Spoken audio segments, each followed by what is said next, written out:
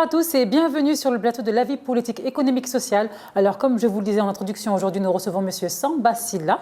Bienvenue, messieurs. Bonjour Kumba et donc toujours resplendissante. Merci, c'est gentil.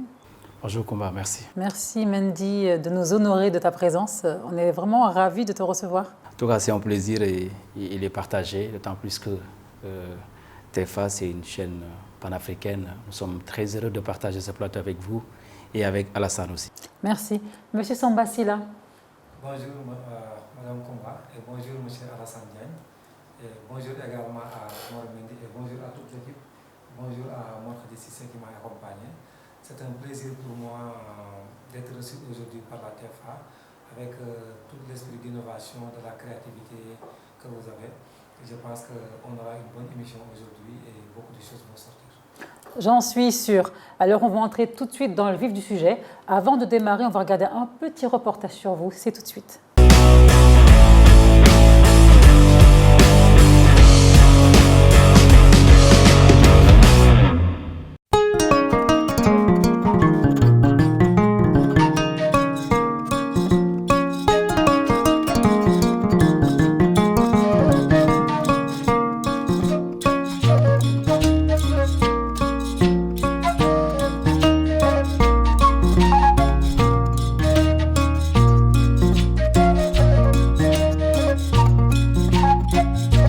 Bismillahi mina shaytaani rajiim laa hawla wala quwwata illa billahi asiim yéen gan ñi Samba yi maa ngi nuyu kenn ku ci turam ak santam di leen dalal fii ci Thillé Warxoox ci biir Thillé gii nag ñii fi ne tey ci tey man la yàlla def maay seen chef de village ma tudd Alaaji Ma Sylla dëkk Thillé Samba mii nga xam ne tey moo leen fi indi sama baay mooy mag bay Samba topp ci kon Samba indi leen ci dëkk boo xam ne bi dëkk bu baax la dëkk julli la dëkk lislaam la.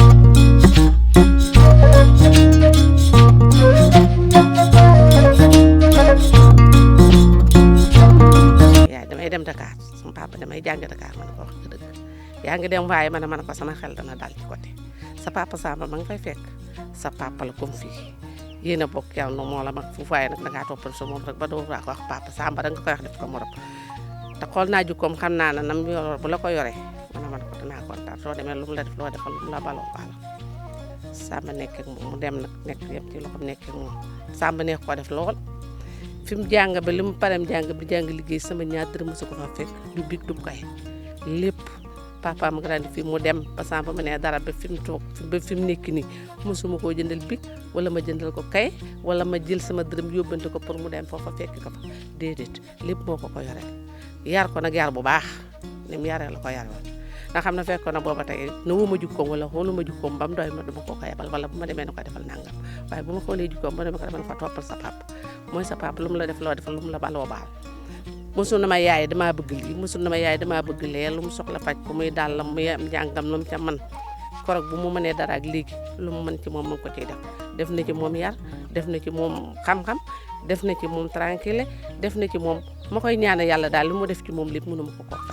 fay. du Basirou Sylla di mag ci Samba Sylla man maa topp ci sunu taawu yaay ñuy wax Mor Sylla maa topp ci moom gannaaw lu nag Samba moom mi ngi commencé école fii ci Warxoox fi la jàngee parce que bu njëkk ñun sunu papa bi muy fi nekk boppa daara alxuraan moo fi am ak école arabe maag sama mag bi moom mu dugal ñu ci école arabe ci lañ nekkoon doon fi jàng yàlla dogal na nag moom gannaaw gi nag biñ demee ñun ba nga xam ne bii léegi maanaam weesu nañ jàng bëgg a dugg ci affaire kër moom rek moo fi desoon léegi nag paa bi jël ko yóbbu ko mu nekk di jàng Warxoox fi la commencé nag di jàng ba yàlla dogal mu jógee fi dem Linguère foofu la jàngee ba yàlla dogal mu jógee foofu njàngam jeex foofu mu jógee fi dem Dakar comme ni ko ñëpp defee ci université Cheikh Anta Diop fi la jàngee ba yàlla dogal mu am diplôme yi mu am yàlla dogal na nag bëgg nañ jàng lool waaye nag ñun maa kii toog nag wax dëgg yàlla njàngam sonn nañ ci lool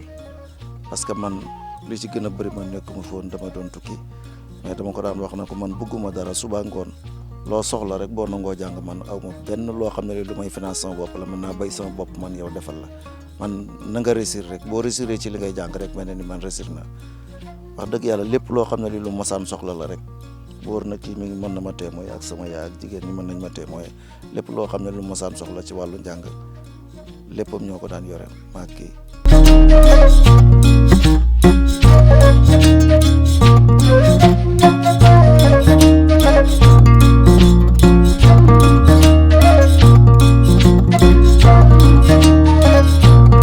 ñoo ngi nuyu yéen ñoo ngi leen di nuyu baax di leen sant di leen gërëm di wax ne vraiment kontaan nañ lool ci seen taxawaay rafet na lool xanaa di leen ñaanal rek seen télé bi fu ngeen bëgg mu egg yàlla na ko fa bur yàlla eggale ci barke Yonent bi sallallahu alayhi wa sallam di wax nag ci ki nga xam ne moom moo tax ngeen ñëw fi muy suñu papa Massamba Sylla vraiment nit ku baax la sam papa la mook sama papa ñoo bokk papa nit ku baax la ku bëgg dëkkam la ku bëgg goxam la ndax wax dëgg yàlla xam nañ ci dara ndax def na fi ñu gis vraiment ñu gis waxul waxi kese rek ndax mën naa ne dëkk bi lépp loo xamante ne lii lu fi baax la rek mën naa ne dugal na ci loxoom ba ñëpp gis ko kon vraiment bëgg na goxam lool buñ sañoon daal yàlla def na it muy yuutu maanaam maire bi pour yàlla def mu nekk maire loolu la bëgg yàlla na ko ci yàlla dimbale vraiment ñoo ngi ko koy souhaité ndax wax dëgg yàlla am nañ ci moom yaakaar bu baax a baax a baax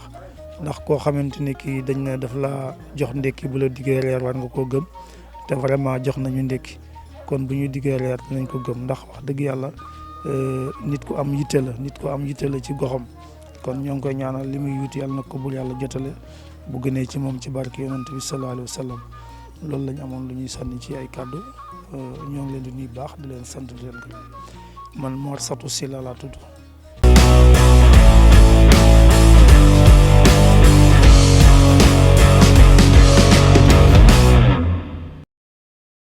Alors, on vous voit dans ce reportage avec le chef de quartier, votre frère et également votre belle-sœur. Donc, c'est votre soutien pour votre candidature à la mairie de Warxor. Oui, ce sont les premiers soutiens parce que déjà, tout ce qu'on fait dans la vie, même dans le cadre de la création d'une entreprise, avec la petite connaissance que j'ai, les premiers clients, c'est l'entourage d'abord. D'abord les parents, avant de sortir de la localité où vous êtes, et ensuite les autres. Donc, mon entourage constitue mon premier soutien. C'est la raison pour laquelle dans cette vidéo, vous voyez celui qui parle, il s'appelle Massila Ramata Sylla. C'est lui le chef de village. Très bien. Donc, si vous comprenez comment est dévolu le statut de chef de village dans les localités, d'habitude, ce sont les plus âgés qu'on donne le statut de chef de village. Donc, c'est lui le plus âgé de notre village. Je précise que dans le village où je vis, il y a 3 villages. Il y a Tchille 1, Tchille 2 et Ndiaye. Ndiaye, c'est ce qui se nomme Ndiaye, il y a un chef de village. Je peux les appeler des quartiers, comme ici à Dakar. Mais au niveau local, on parle de village. Très bien. Donc il y a Tchille 1, Tchille 2 et Ndiaye. Et Massila Ramata Sylla, c'est le chef de village de Tchille 1. C'est également un grand frère. Très bien. En tout cas, merci M. Sylla de nous faire la joie d'être sur ce plateau de Time for Africa. Si vous devez vous présenter, qu'est-ce que vous pouvez dire sur votre personne? Bon, il serait très difficile de faire ma présentation, mais bon, je vais donner quelques éléments. Après, je vais peut-être laisser les reportages et autres peuvent sortir beaucoup d'autres choses, beaucoup d'autres critères sur ma personne. Moi, je m'appelle Samba Sylla.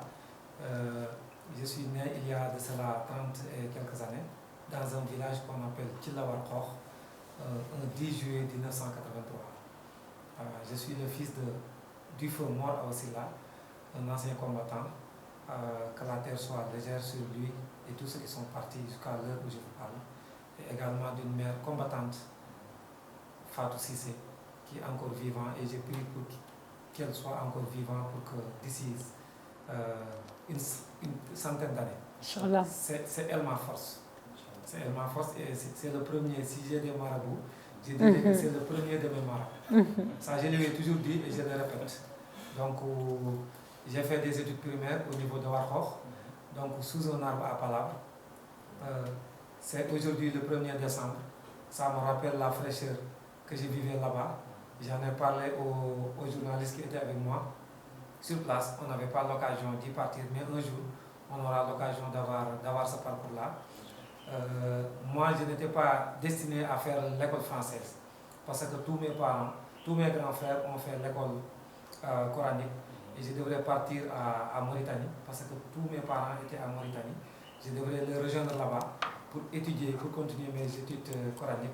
Bon, malheureusement, il n'y avait pas quelqu'un qui pouvait m'amener là-bas parce que tous les autres parents étaient là-bas. C'est par la suite, lorsque tous les amis avec qui j'ai joué au niveau du village partaient à l'école française, j'étais le seul qui restait et j'ai demandé à mon faux papa, entre-temps, de m'amener à l'école française en attendant d'être occupé là-bas, en attendant qu'un des grands frères vienne m'amener à la Mauritanie pour que je puisse continuer mes études coraniques. Qui vous a inspiré? Comment? Qui vous a inspiré? À faire quoi? À faire l'école française. Bon, comme je vous ai dit tout à l'heure, je ne voulais pas rester à la maison, celui qui ne faisait rien du tout, parce que je faisais l'école coranique et je voulais continuer mes études approfondies au niveau de la Mauritanie, parce que tous mes parents l'ont fait, mais malheureusement, je n'avais pas la chance d'avoir quelqu'un qui m'amène à la Mauritanie. Donc j'attendais que quelqu'un vienne pour que lorsqu'il reparte, je parte avec lui. Donc entre-temps, avec l'ouverture des classes au mois d'octobre, tous les autres amis partaient à l'école. En tant que jeune, moi aussi je me disais que non, je ne vais pas rester, je vais partir à l'école avec eux. Mais au niveau de l'école, il y a des règles.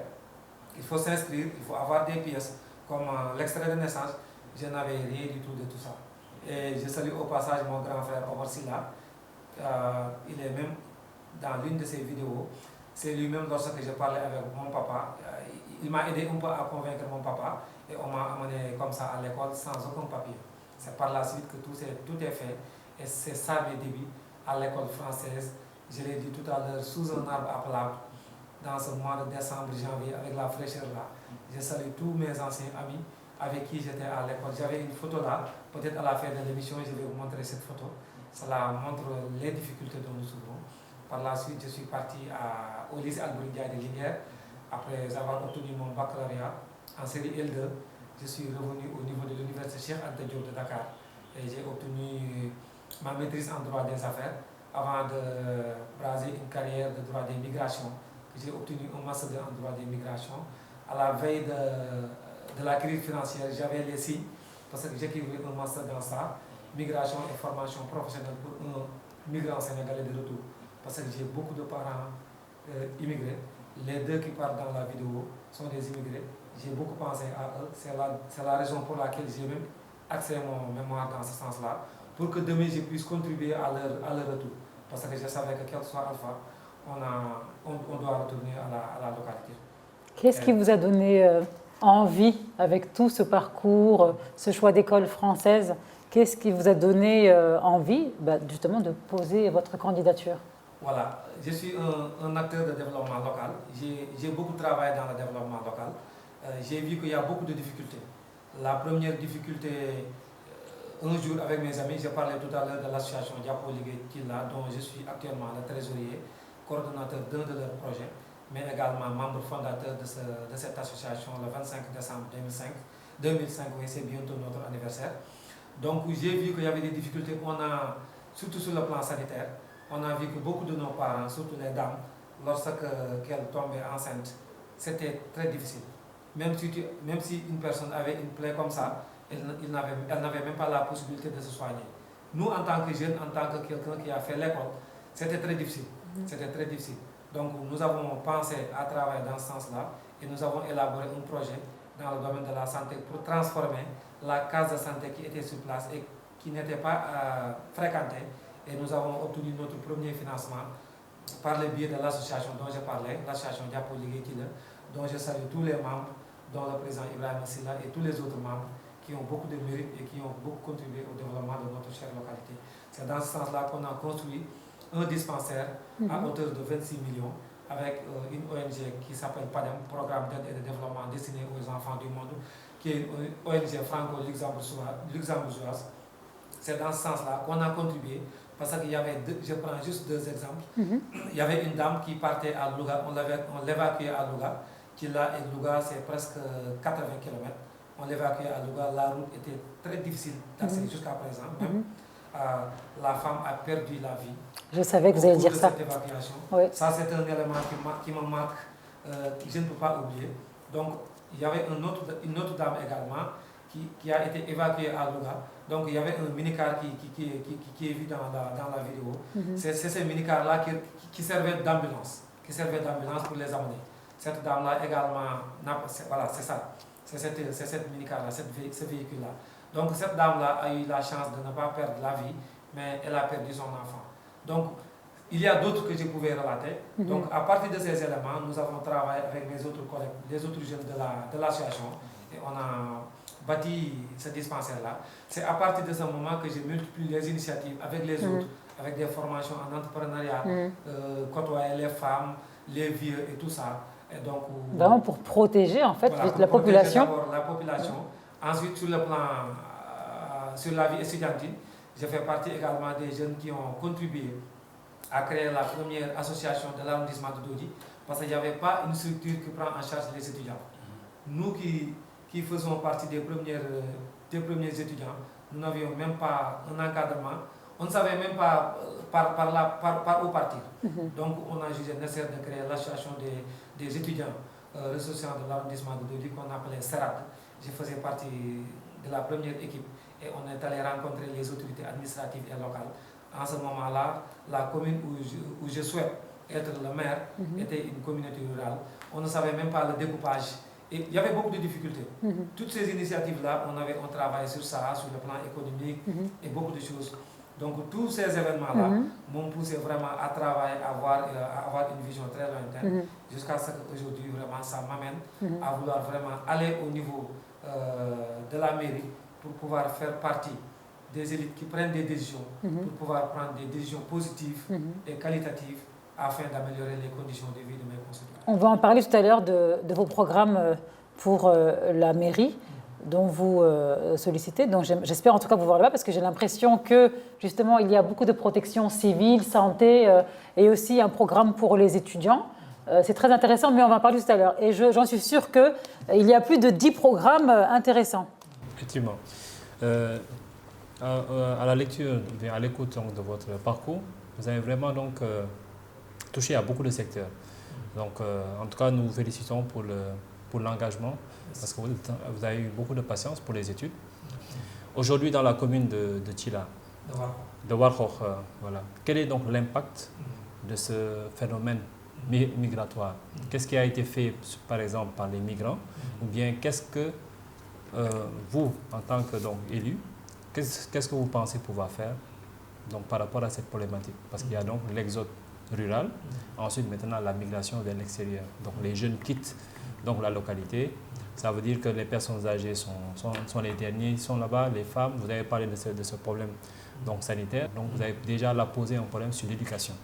Quel est donc le niveau donc, en matière de logistique pour pouvoir donner à votre commune le cadre qu'il faut pour que les enfants puissent aller à l'école et aussi votre investissement aussi donc, sanitaire. Donc peut-être vous ne l'avez pas évoqué, et il y a le volet assainissement. Ça veut dire que... Bon, je pense que c'est une question à la fois donc pour qu'ils puissent un global, répondre. Voilà, parce que là, vous êtes en train de proposer une offre politique. Donc cette offre politique parle d'un vécu. Donc qu'est-ce que vous avez comme offre politique pour votre commune? Okay. Merci, M. Diagne, de la question. Comme l'a rappelé tout à l'heure Koumba, c'est une question très vaste. Je vais essayer de retenir quelques éléments. Après, peut-être si j'ai oublié quelque chose, vous me relancez. Vous avez parlé tout à l'heure de l'immigration. Donc, j'ai oublié au niveau de mon parcours de vous dire également que j'ai fait un master après le master en droit des migrations. Je suis en train de finaliser un master en marché public, partenariat public-privé et délégation des services publics au niveau de l'université de Bambey avec leur centre de ressources de Dakar. Donc, il ne me reste que le mémoire pour soutenir cela, donc pour avancer. Donc, sur le domaine de la migration, je vous ai dit tout à l'heure que Tchila Warkhokh est un village de migrants. Donc, beaucoup de nos parents sont partis à l'immigration.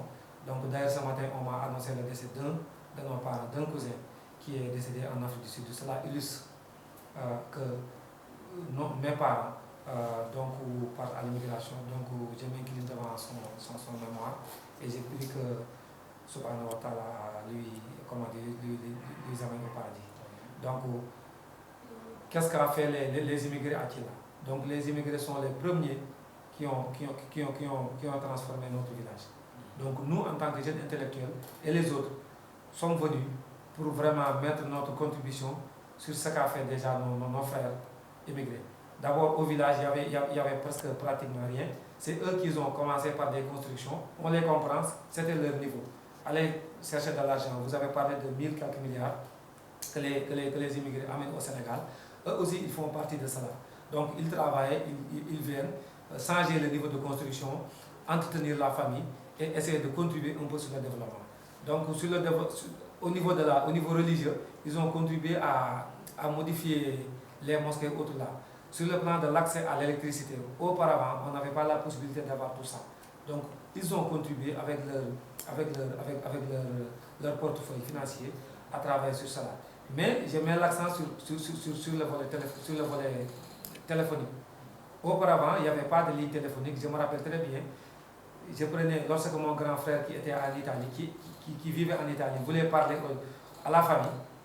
Donc nous nous quittions à Killa, 10 km de Killa à Linguère, pour pouvoir parler avec lui au téléphone. 10 km, chef-lieu, Linguère. Moi, j'ai plusieurs fois amené des parents là-bas, la maman, les femmes, pour que vraiment mes parents qui étaient en Italie puissent parler avec eux. On a les immigrés dont vous parlez tout à l'heure, on travaille jusqu'à ce que, des lignes téléphoniques puissent amener, ça c'est l'État, puissent amener au niveau du chef-lieu communal de Warkhok. Mais Warkhok n'avait qu'un seul appareil, qu'un seul, le chef-lieu communal. Et qu'il avait 25. Ça c'est à cause des immigrés. Qu'il avait 25 appareils. Parce que c'était des immigrés, il y avait de la matière, ils ont travaillé dans ce sens-là pour que l'accès à la communication... Au-delà de l'apport que la diaspora sénégalaise apporte au niveau de l'économie nationale, quelle est la part de la diaspora de votre commune dans l'économie locale?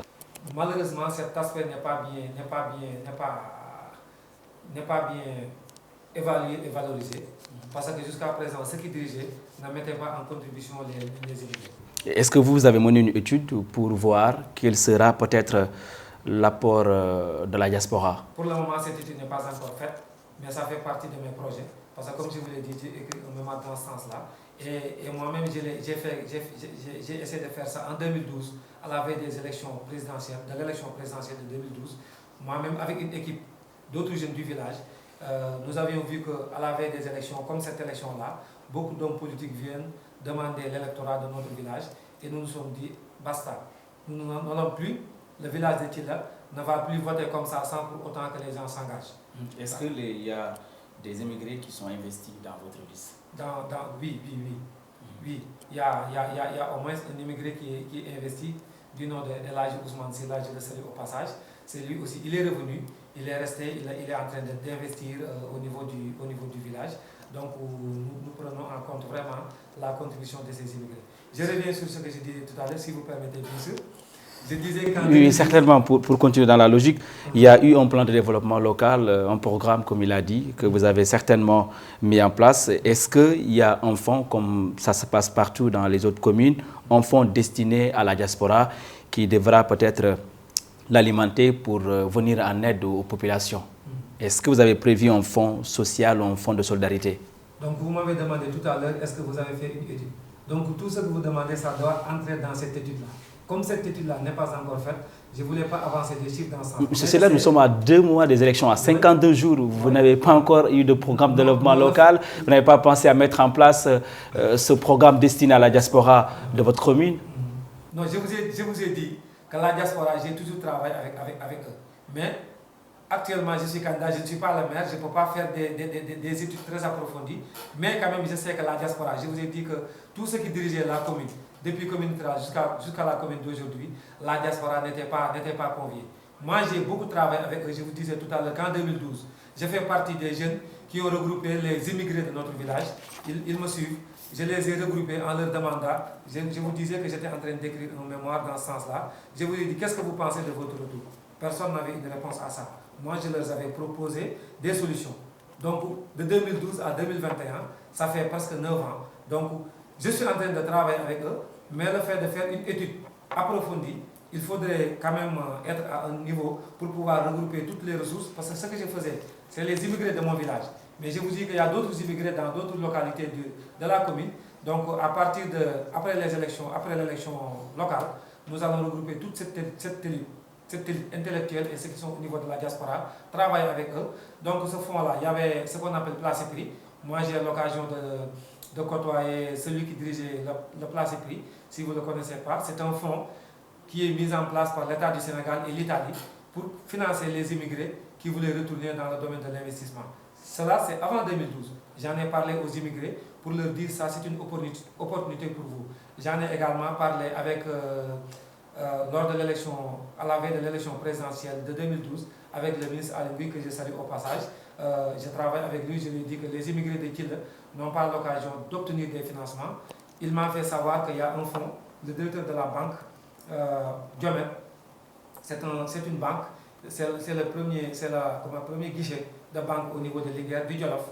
Donc j'en ai parlé avec le directeur, il m'a dit qu'il y a un fonds de 100 millions destiné aux immigrés.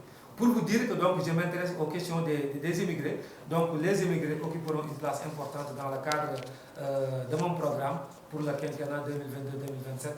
Alors je sens bien, comme tout à l'heure je disais, qu'il y a un bon programme. Je vous propose de voir la prochaine vidéo de vous, justement, qui est plus professionnelle et qui s'appelle « Moi candidat ». Et par la suite, on va pouvoir débattre sur vos programmes et vos travaux en tant que maire. Tout à l'heure, vous avez dit « Je ne suis pas encore le maire ». C'est tout de suite.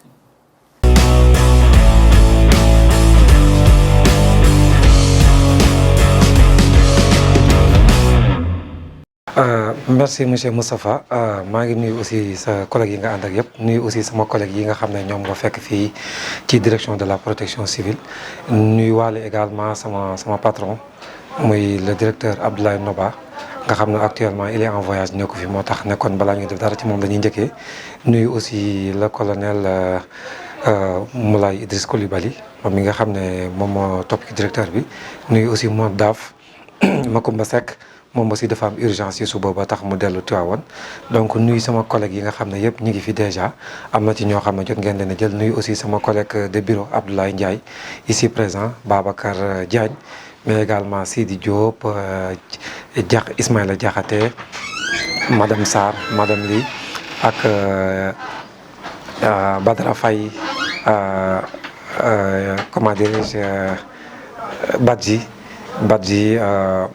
ak les collègues et les autres collègues yaakaar naa ne fàttewuma kenn Goudiaby Sadio tout le monde Omar fàttewuma kenn daal ku ma fàtte rek na ma jégal ku lim rek jum baa nga fàtte. ku lim jum baa nga fàtte. kuy monsieur Sylla.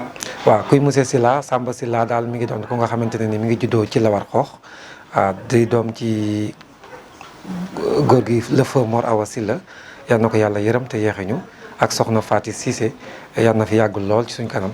bañ suñu yéene ci moom ñu mottali ko Samba Sylla aussi mi ngi juddoo ci la Warxoox ni ma ko waxee jàngee école bu ñu wax école primaire de Warxoox doon jàngee ci benn suuf garab au mois de décembre janvier sedd bu métti xëy na bu ñu amee occasion dinañ dem gis garab googu bu fekkee garab gi deewul ñu visité ko donc bi ñu fa jógee aussi dem ci benn classe bu ñu doon wax Gorée ay magasin jàngee école primaire de Warxoox jógee fa am suñu BFM dem lycée Albouri Ndiaye bu Linguère jàngee fa aussi décroché suñu baccalauréat L2 jógee fa nag dem Université Cheikh Anta Diop de Dakar au niveau de la faculté des sciences juridiques et politiques bon fa lañ dem ba jot fa am suñu licence maîtrise et master 2 en droit des migrations donc daal en résumé loolu daal laa mën a wax ne mooy Samba Sylla donc je suis marié et père d'un enfant voilà. Le mot juriste d'ailleurs fii ma nekk nii on m'appelle juriste parce que ci statut boobu lañ ma recruté au niveau de la fonction publique effectivement au niveau du ministère de l'Intérieur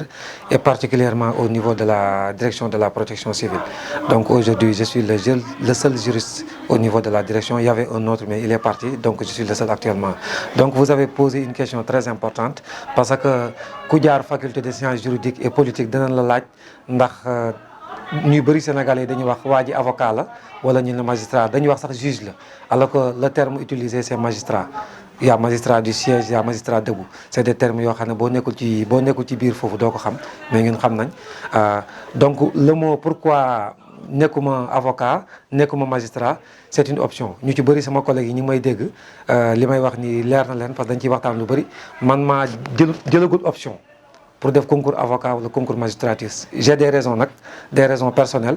Je ne dis pas que c'est pas un métier bon, c'est des métiers.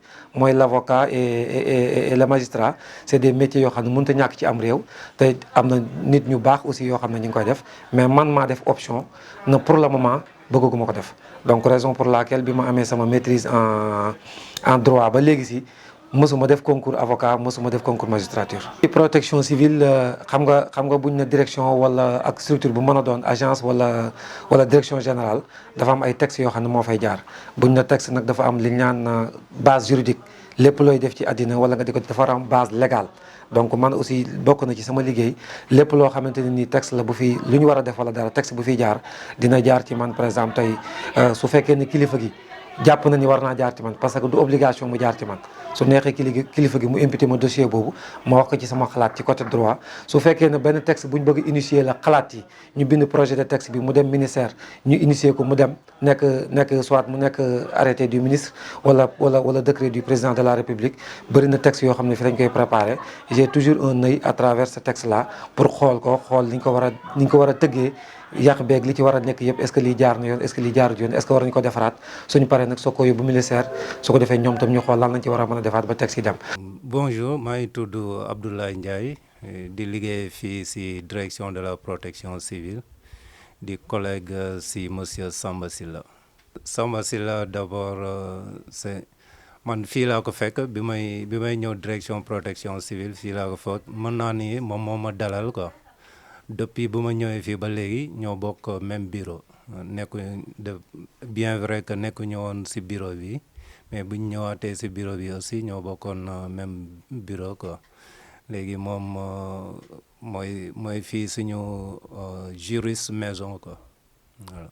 Parce que Samba Sylla gis naa man bi ma ñëwee fii à la direction de la protection civile dama gis ni c'est ndaw la boo xamante ni bu fonk liggéeyam. Di xëy heure di wàcc heure des fois sax wàcc bi sax dina passé heure bi tant que jeexalul dossier yu mu war a traité moom du bëgg a bàyyi quoi moom dafa am diligence si liggéeyam quoi liggéeyam moom daf ko jox ak tellement que day xëy heure di wàcc heure bëggul tamit kenn ku ko yëpp quoi si wàllu liggéeyam vraiment wàllu liggéey moom macha allah quoi. demee ba benn moment ba 2021 mu ni ma. Je rappelle que aussi moom bu mu présenté comme maire bokk naa si ñu ko njëkk a yëg quoi man ko loolu nag ça vient à l'heure parce que depuis boobu ba léegi yow yaa ngi ci nekk si ay projet ak pour sa population léegi soo demee ba laaj mairie lu war la quoi lu war la je pense que pour la mairie moom vraiment nekkul ni lu mu nekk sama collègue la. nekkul lu mu nekk sama collègue la quoi mais pour la mairie je pense que le candidat idéal c'est vraiment monsieur Samba Sylla waaw. Je lance un appel solennel à toute la jeunesse de Warxoox ci la Warxoox d'une manière générale vraiment ñu soutenir candidature monsieur Samba Sylla. Asalaamaaleykum wa rahmatullah man maa ngi tudd Ismaïla Diakhaté ingénieur géographe cartographe fii ci DPC. Di leen gërëm d'abord ci visite bi ngeen am tey fii concernant notre collègue Samba Sylla donc mu doon loo xam ne ni c'est une fierté aujourd'hui donc wax ci Samba Sylla je pense que ne c'est man maa ko jiitu ci ministère de l'intérieur man maa ngi fi depuis 2013 mais dama nekkoon ci beneen direction au niveau du ministère même de la maison mère à la direction des constructions. Bi ma fi ñëwee j'avoue que peut-être yem na ci 5 mois maximum mais donc moom moo fi dal donc je trouve en lui une personne très intègre koo xam ne nii ku fonk liggéeyam la et puis ku déterminé la donc man fii moom moo un peu sama tuteur fii ci liggéey bi ma ñëwee moom laa fi fekk moom ak Ablaye Ndiaye donc ñuy def liggéey bu rafet au sein de la direction au sein de la protection civile. C'est une très bonne idée.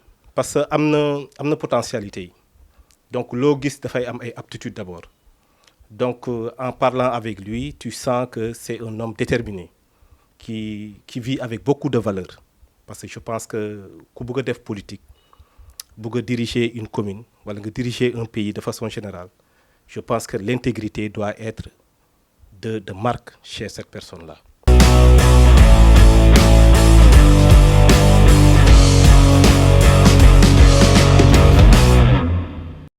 Alors, nous avons vu dans la vidéo Ismaïla Diarraté et Abdoulaye Ndiaye qui, justement, valident, on va dire, votre candidature à la commune et qui ont donné leur point de vue, justement, sur vos compétences professionnelles et votre capacité à être maire. Mais encore Oui, c'est deux collègues avec qui, surtout Ablaye, ça fait des années, si je ne me trompe pas, c'est depuis 2016 qu'on a travaillé ensemble. On a partagé beaucoup de choses ensemble. Ismaïla Diarraté vient de nous rejoindre il y a de cela quelques mois. Donc c'est la même famille parce qu'il a quitté l'intérieur, au moins au sein du ministère de l'Intérieur, pour venir au niveau de la direction de la protection civile. C'est toujours dans la même famille. Donc comme je travaille avec eux de façon quotidienne, ils peuvent vraiment témoigner sur ce qu'ils comprennent de ma vie professionnelle. En vérité, en quoi consiste le travail de la direction de la protection civile? Parce que c'est une direction qui n'est pas donc très connue. Et en quoi véritablement consiste votre travail? Comme vous l'avez dit tout à l'heure, vous avez terminé à dire que c'est une direction qui n'est pas très bien connue. Ça c'est vrai parce que beaucoup de Sénégalais, parfois, si on parle de direction de la protection civile, ils pensent à autre chose. Mais c'est une direction dont le travail qu'elle fait chaque jour, au quotidien, c'est ça qui permet au Sénégal de pouvoir se développer. Parce que c'est au niveau de la prévention, au niveau de la sécurité. À l'heure où je vous parle, les techniciens de la direction de la protection civile sont sur le terrain pour faire des visites de sécurité au niveau de tous les ministères de l'État du Sénégal. Vous êtes au courant qu'il y a de cela un mois, si je ne me trompe pas, que le building administratif a pris feu. Donc ça, au niveau de la direction de la protection civile, la prévention qui doit se faire et tout ça, c'est la DPC. C'est le terme qu'on utilise, DPC, direction de la protection civile, qui le fait. Donc la DPC vient en avant, pendant et après. Au niveau de la construction, lorsqu'on a des plans, avant même de valider des plans au niveau de l'urbanisme et des autres structures de l'État, au niveau de la Sénélec et autres, ça doit passer au niveau de la direction de la protection civile, la position des portes, la position des escaliers, l'écartement et tout ça, les extincteurs,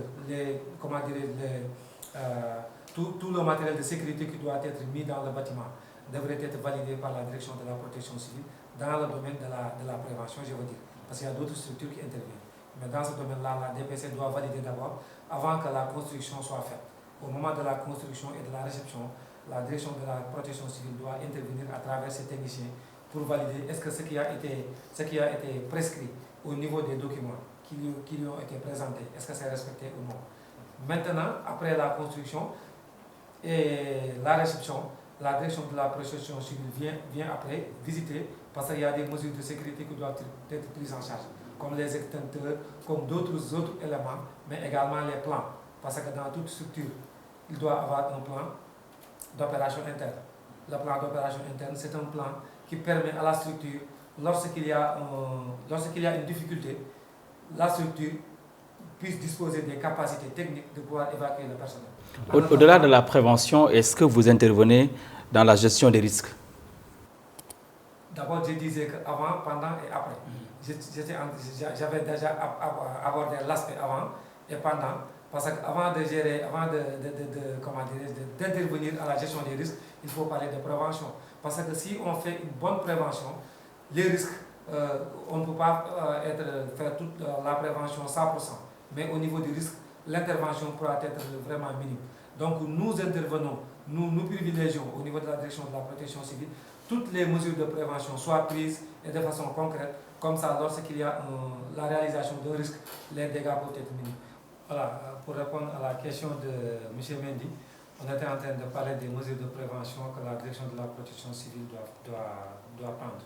Donc, je parlais de l'avant, pendant et après. On était en train de, je parle du plan ORSEC, il y a des plans internes, d'opération interne, ça c'est dans l'entreprise.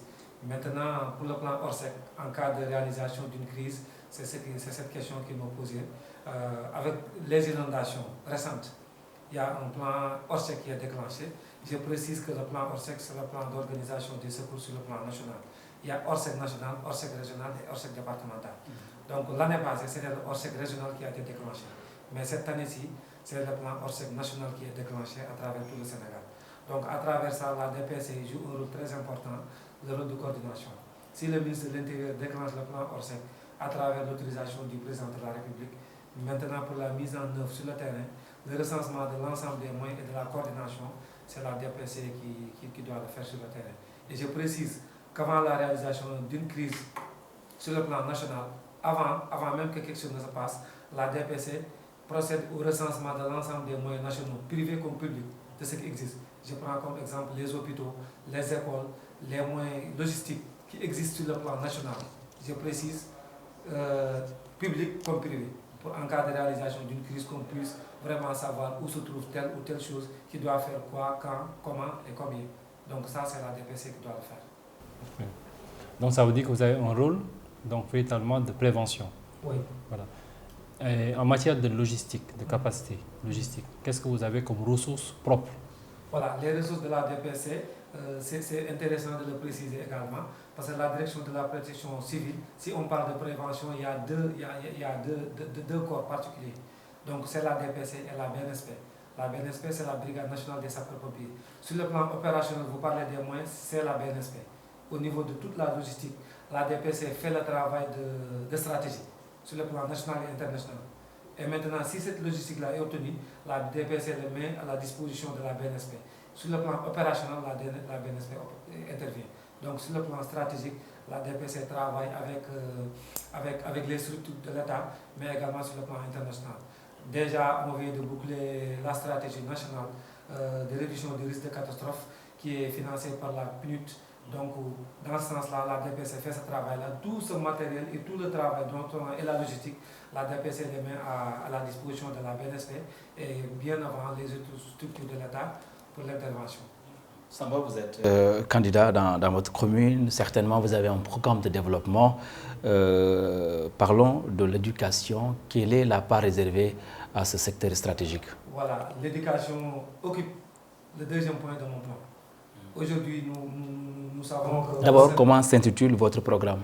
Ok, mon programme s'intitule sur 3 points essentiellement, ou 3 axes. D'abord, pour développer tout à l'heure, mon collègue parlait de vision. Tout ce que je fais, je le fais à travers une vision. J'ai une vision de 2022 à 2027, le quinquennat. D'abord, à travers cette vision, je le décline dans le cadre de ma mission. Et à l'intérieur de cette mission, il y a des actions qui doivent être posées de façon concrète.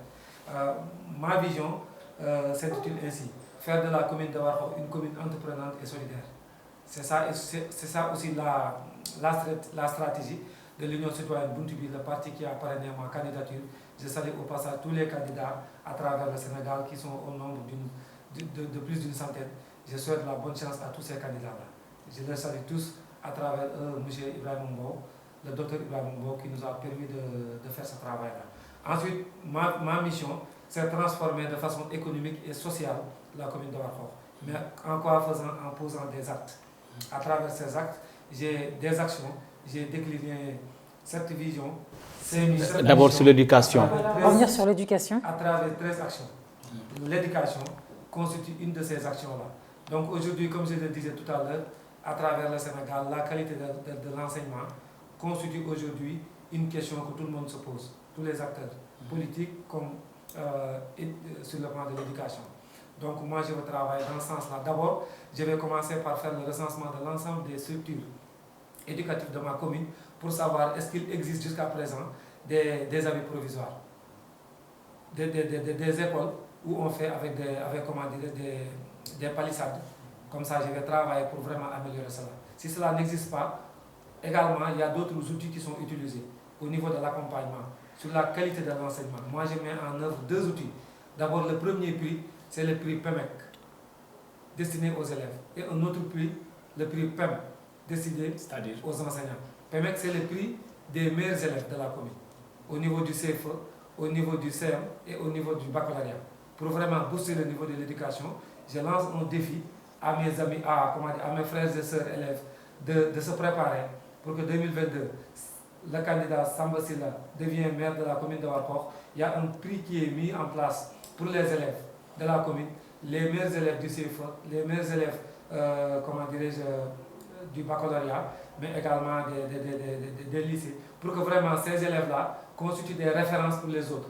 et cela va booster, cela va pousser les autres élèves à avoir ces élèves-là comme référence et que l'année prochaine, d'autres élèves puissent décrocher ces prix-là. Mais hormis la compétition des prix que vous voulez lancer, mais concrètement, qu'est-ce que ça va leur apporter? Parce que le fait de savoir qu'il y a un meilleur élève, honnêtement, mais qu'est-ce que ça va leur apporter concrètement? Voilà, le prix déjà attribué à un élève, c'est une considération au niveau de l'ensemble des élèves et de sa famille. Mais cet élève-là sera suivi avec des bourses et d'autres choses qui seront accompagnées sur le plan éducatif afin que l'élève puisse savoir qu'il est utile et qu'il sera suivi de façon très rapprochée. J'ai parlé également des prix PEM, c'est le prix de l'enseignant modèle. On ne peut pas parler de l'éducation sans pour autant parler de l'enseignant. Sachant que déjà l'enseignement, il y a un grave problème. Hein. Voilà, parce qu'aujourd'hui, si je suis là aujourd'hui devant vous, c'est à cause des enseignants qui m'ont formé. À travers cette émission, je profite pour saluer tous les enseignants qui ont fait quelque chose de moi, à travers le directeur Aletop et les autres enseignants de la commune de Warkhof qui ont contribué à ma formation. Donc ces enseignants-là, il faudrait qu'on salue leur courage et le travail professionnel qu'ils ont fait en nous. C'est pourquoi je mettrai en place ce prix-là, que j'appelle prix de l'enseignant modèle. Si on parle de modèle, il y a le comportement, il y a la connaissance, il y a tout ce qu'on donne à l'élève pour que l'élève puisse savoir que moi je dois suivre cette personne-là. Donc il y aura une commission qui sera mise sur place et qui va étudier le contenu de ce prix-là, les critères de sélection jusqu'à l'attribution pour que cela soit fait. Comptez-vous augmenter la subvention allouée à l'éducation dans votre commune? Bien sûr, parce que l'éducation... Elle s'élève d'abord à combien? Bon, pour le moment, je n'ai pas une idée de ce qui est fait dans la commune de Warkhof, parce que tout à l'heure, lorsqu'on parlait en hors micro... Apparemment, vous n'avez rien fait. Pas de diagnostic, vous n'avez pas étudié les problématiques de développement de votre commune, vous vous êtes lancé dans la campagne, vous êtes candidat sans pour autant avoir des données fiables. Si vous parlez de vous n'avez pas encore rien fait, moi je ne suis pas encore le maire de la commune. C'est le maire qui doit faire. Non, le maire doit faire un bilan programme. Vous avez un programme à présenter, une offre programmatique à présenter aux populations. Oui, c'est cette offre programmatique que je suis en train de partager avec vous pour 2022-2027. Parce que je vous ai parlé des difficultés de l'enseignement. Je vous ai dit que l'enseignement, il y a de la... Non, votre programme n'est pas scientifique parce qu'il n'y a pas de données fiables. J'ai l'impression que vous êtes certainement... Bon, M. Sylla a lancé donc ses programmes. Il a dit qu'il y en avait 13 programmes. Mais maintenant, Mendy, lui, veut vraiment connaître vraiment le côté recherche, on va dire, des problèmes qu'il y a dans la commune. Concrètement, et donc, quel changement, en fait, apporte... Au niveau de la commune, toutes les communes ont un plan de développement communal. Ça veut dire qu'ils ont donc le nécessaire. C'est-à-dire que vous devez déjà pouvoir travailler sur l'existant. Qu'est-ce qui n'a pas été fait par le maire sortant? Donc, quel est le plan de développement communal qu'il a proposé? Et de voir aussi quels sont par rapport aux compétences transférées. Donc, les 9 par exemple, l'éducation, donc beaucoup de secteurs. Maintenant, vous, si vous êtes seulement dans une offre d'intention, si je suis élu, je ferai ceci.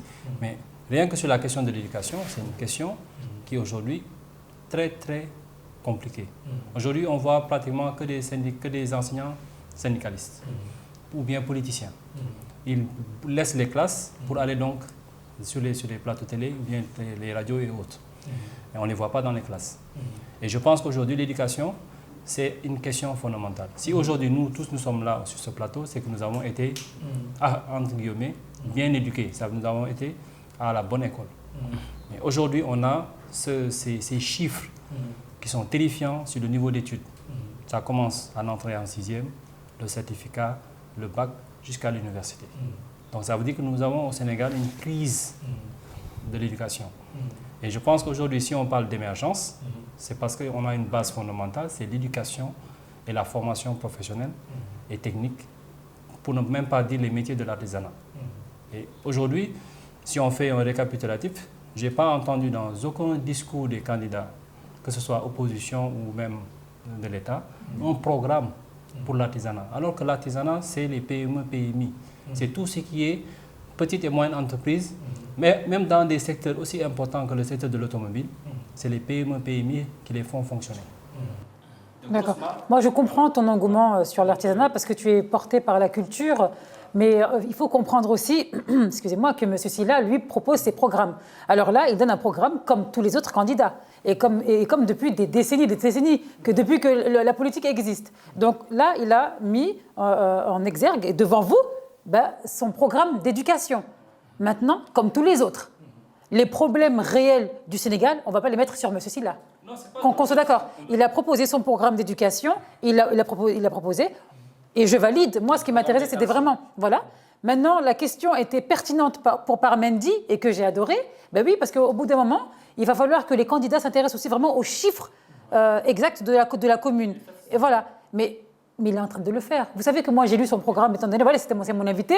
Moi, j'ai lu son programme, et je vais vous dire que les chiffres sont là. J'ai eu des mots têtes, moi, en lisant son programme. Et donc, il y a du concret. Mais, bien sûr, on dit l'avocat du diable. Je prends juste l'avocat du diable. Répondez la question à sa place. Alors, parce que quelle est la part réservée à l'éducation? C'est-à-dire que, voilà, on va lui donner la parole à M. Sylla, mais Mendy a le droit de vous piquer. Hein. Quelle est la part réservée à l'éducation? Il a parlé déjà pour le moment, il a dit qu'il avait 13 programmes. Il a parlé du premier, de l'éducation. Il y en a 13. Donnez-lui une chance de s'exprimer. Vous avez une situation particulière. C'est-à-dire que vous avez failli être, je vais dire, entre guillemets, un érudit, pour ne pas dire maître coranique, ou bien un enseignant donc arabisé, ou bien un arabisant. Donc vous avez fait l'école occidentale, donc le français, et jusqu'à aujourd'hui vous êtes donc... Ça n'empêche pas qu'ils ont un bon musulman pratiquant. Voilà. Donc maintenant, ça veut dire que vous avez vu devant vous se dérouler toute la situation éducative de votre commune. Parce que vous l'avez vous-même vécu. Vous avez failli ne pas aller à l'école française, l'école occidentale. Donc ça veut dire que vous n'avez même pas besoin qu'on vous donne des chiffres, mais vous l'avez vécu. Vous avez vécu cette situation-là. Et aujourd'hui, l'éducation, il y a aussi l'offre occidentale, mais il y a aussi l'offre aussi donc, de l'éducation religieuse, musulmane. Et ça, c'est pratiquement le parent pauvre. Donc, apprendre aussi donc, le Coran, c'est aussi une ouverture donc, d'esprit, c'est le savoir, c'est les connaissances. Voilà. Pour dire aujourd'hui, est-ce que vous avez une préoccupation seulement par rapport à l'école occidentale française? On sait que votre commune est hautement versée vers le Coran. Quelle est votre offre lorsqu'on parle aujourd'hui des daras modernes? Merci, M. Alassane. J'étais en train de répondre. Vous avez même parlé de l'artisanat. Ça, je l'ai logé dans l'entrepreneuriat féminin et des jeunes. Donc, chaque rubrique, j'ai traité des questions très particulières. Donc, si on vient avec l'éducation, vous m'avez parlé de plan de développement communal. Je vous dis que ce n'est pas moi qui fais le bilan. Parce qu'à l'heure actuelle où je vous parle, je n'ai pas de connaissance au niveau de la commune d'un plan de développement communal. Donc, nous, c'est quelque chose qu'on doit construire. C'est quelque chose qu'on doit construire, que l'équipe devrait faire. Tout ce qui n'était pas fait, nous, on a l'obligation de venir le faire. Maintenant, nous avons fait un diagnostic. Mais une étude doit être scientifique et ça ne peut pas se faire comme ça doit être sérieux. Aujourd'hui, nous savons que dans notre commune, il y a 25 écoles primaires. Toutes ces 25 écoles-là, on sait le nombre d'élèves qui sont là-bas, on sait les difficultés. C'est pourquoi je vous parlais de la qualité de l'enseignement. J'ai parlé de 2 prix. Tout à l'heure, également, on parlait du soutien des écoles. Mais il y a les dotations scolaires, à la fin de l'ouverture des classes, on soutient les parents au niveau des dotations scolaires. Maintenant, il faut également souligner que la commune n'a pas assez de moyens financiers très importants sur le plan de la fiscalité et autres là. Nous, on prend l'engagement de travailler pour qu'au niveau du partenariat, qu'on puisse travailler, parce que je vous ai dit tout à l'heure que j'ai fait des études de partenariat public-privé. On va utiliser ce levier-là pour puiser des moyens, des levées de fonds, afin de pouvoir développer tous ces secteurs-là. Mais avec la fiscalité et tout, aujourd'hui, la commune n'a pas de guichet pour toucher ces fonds-là. Donc il y a beaucoup de difficultés qui nous attendent. Je vous ai parlé de 2 prix pour booster le niveau de la qualité de l'enseignement. Vous parlez tout à l'heure des daras. Pour promouvoir l'excellence. Comment? Pour promouvoir l'excellence, mais également la qualité. Aujourd'hui, je vous donne l'information que nous avons au niveau du Miss mathématiques départemental. Il y a une jeune fille de mon village qui est le 2e Miss mathématiques au niveau du département. Ça, c'est une partie de la qualité. Nous suivons tout ça. Donc, nous suivons ces jeunes-là. Mais également, il y a un jeune qui étudie avec les lampes torches ou les anciennes lampes-là. Et ce jeune-là a comme moyenne annuelle 17, comme ça. Mais ces jeunes-là, on les détecte, on voit quelles sont les difficultés, on les accompagne, on les suit. Donc, tout ça, c'est que nous avons un œil vraiment sur l'éducation. Vous parlez tout à l'heure des daras. nous, on ne peut pas oublier les Dara. Parce qu'au Sénégal, c'est un pays particulier. Parce que vous savez que lorsque l'État parlait des Dara modernes, il y a des propriétaires Dara qui étaient pessimistes. Parce qu'on ne voudrait pas que leur contenu soit transformé pour amener autre chose. Mais nous, on met, comment dire, les Dara au cœur de notre système, mais on ne va pas les imposer en leur disant faites ceci. On essaie de les voir, de voir leurs difficultés, de les accompagner à ce que les jeunes là, les parents qui veulent amener leurs enfants dans les Dara pour cette éducation religieuse, que ces enfants-là soient accompagnés comme les enfants au niveau du Mais à votre niveau, quels sont les mécanismes locaux de modernisation? Voilà, parce que quand on dit moderne, c'est bien entendu, on ne touche pas aux sourates, ni aux versets, ni au Coran. Voilà, jamais, même Alassane n'a jamais pensé ça. Mais c'est-à-dire qu'ils sont réticents, mais j'ai l'impression même que c'est eux-mêmes, les professeurs dans les Dara, qui ne connaissent pas finalement la signification de modernisation. Modernisation, ça passe par les locaux, par la logistique. Par exemple, création de bus, des transports pour les enfants. Voilà, je pense que c'est ça. Ordinateur, informatique, c'est même mieux, déjà même pour l'apprentissage du Coran, avec tout ce qu'on peut trouver sur Internet, des vidéos sur YouTube, des imams qui prêchent. C'est même plus facile, au contraire.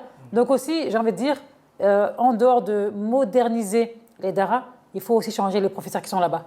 Parce qu'un professeur qui ne veut pas justement du renouveau et du confort pour leurs élèves, ben, j'ai peur moi en fait. Hein. Bon, et là, c'est des gens têtus. Hein. Oui, lorsqu'on parle de modernisation des Dara, ce n'est pas le contenu, mais c'est peut-être, je dirais, le contenant et par exemple tout ce qui entoure. Parce que ceux qui sont dans les Dara, on doit les féliciter. Parce qu'on enseigne des centaines d'enfants sans pour autant avoir un salaire. Aujourd'hui, si on demandait à quelqu'un de travailler sans qu'on vous paye, cette personne-là va refuser. Mais les Serigne Dara, on les paye même pas. Il y a le statut aussi de l'enseignant donc du Dara. Voilà. Il y a un statut. Beaucoup de corporations se sont battues pour avoir un statut. Par exemple, ceux qui travaillent pour les collectivités locales, ils se sont battus pour avoir un statut. C'est-à-dire pour être reconnus, pour être vraiment dans la fonction publique. Qu'ils aient un salaire.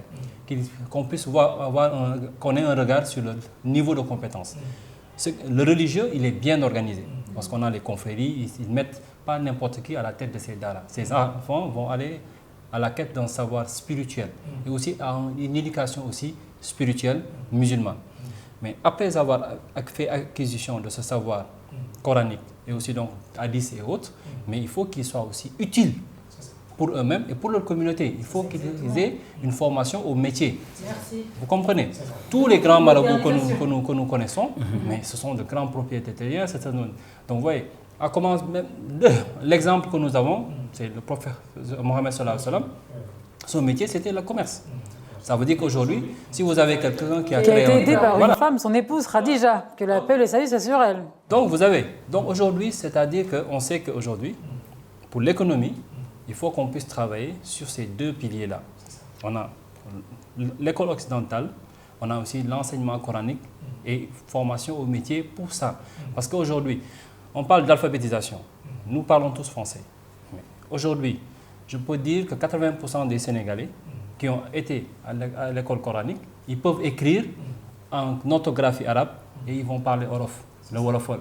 Donc pourquoi aujourd'hui on n'a pas intégré le Wolofol? On a des grands poètes, on a Seigne Moussaka, on a d'autres, Mamaladji Malik, mais ils ont écrit même des chansons. Aujourd'hui, si on va dans les gamous, mais ce n'est pas en français qu'on fait le gamou. C'est des poèmes qui ont été écrits en Wolofol. Vous comprenez? Donc aujourd'hui, on ne peut pas nier cela. Et si on veut véritablement construire un niveau de développement conséquent, il faut qu'on soit avec notre identité. Notre identité sénégalaise et aussi donc l'apport que nous avons par rapport à l'islam. Aujourd'hui, on ne parle même pas d'éducation religieuse. C'est le panafricaniste qui parle. Ce qu'il a dit, c'est totalement vrai. Je ne trouve pas forcément que c'est totalement vrai. J'ai envie de dire que... j'ai envie de rentrer dans ce débat, mais après, vous allez perdre votre place de candidat. C'est le panafricaniste qui parle. Il a l'Afrique dans les ADN. Moi qui suis française déjà, et la présentatrice de l'émission. Hein.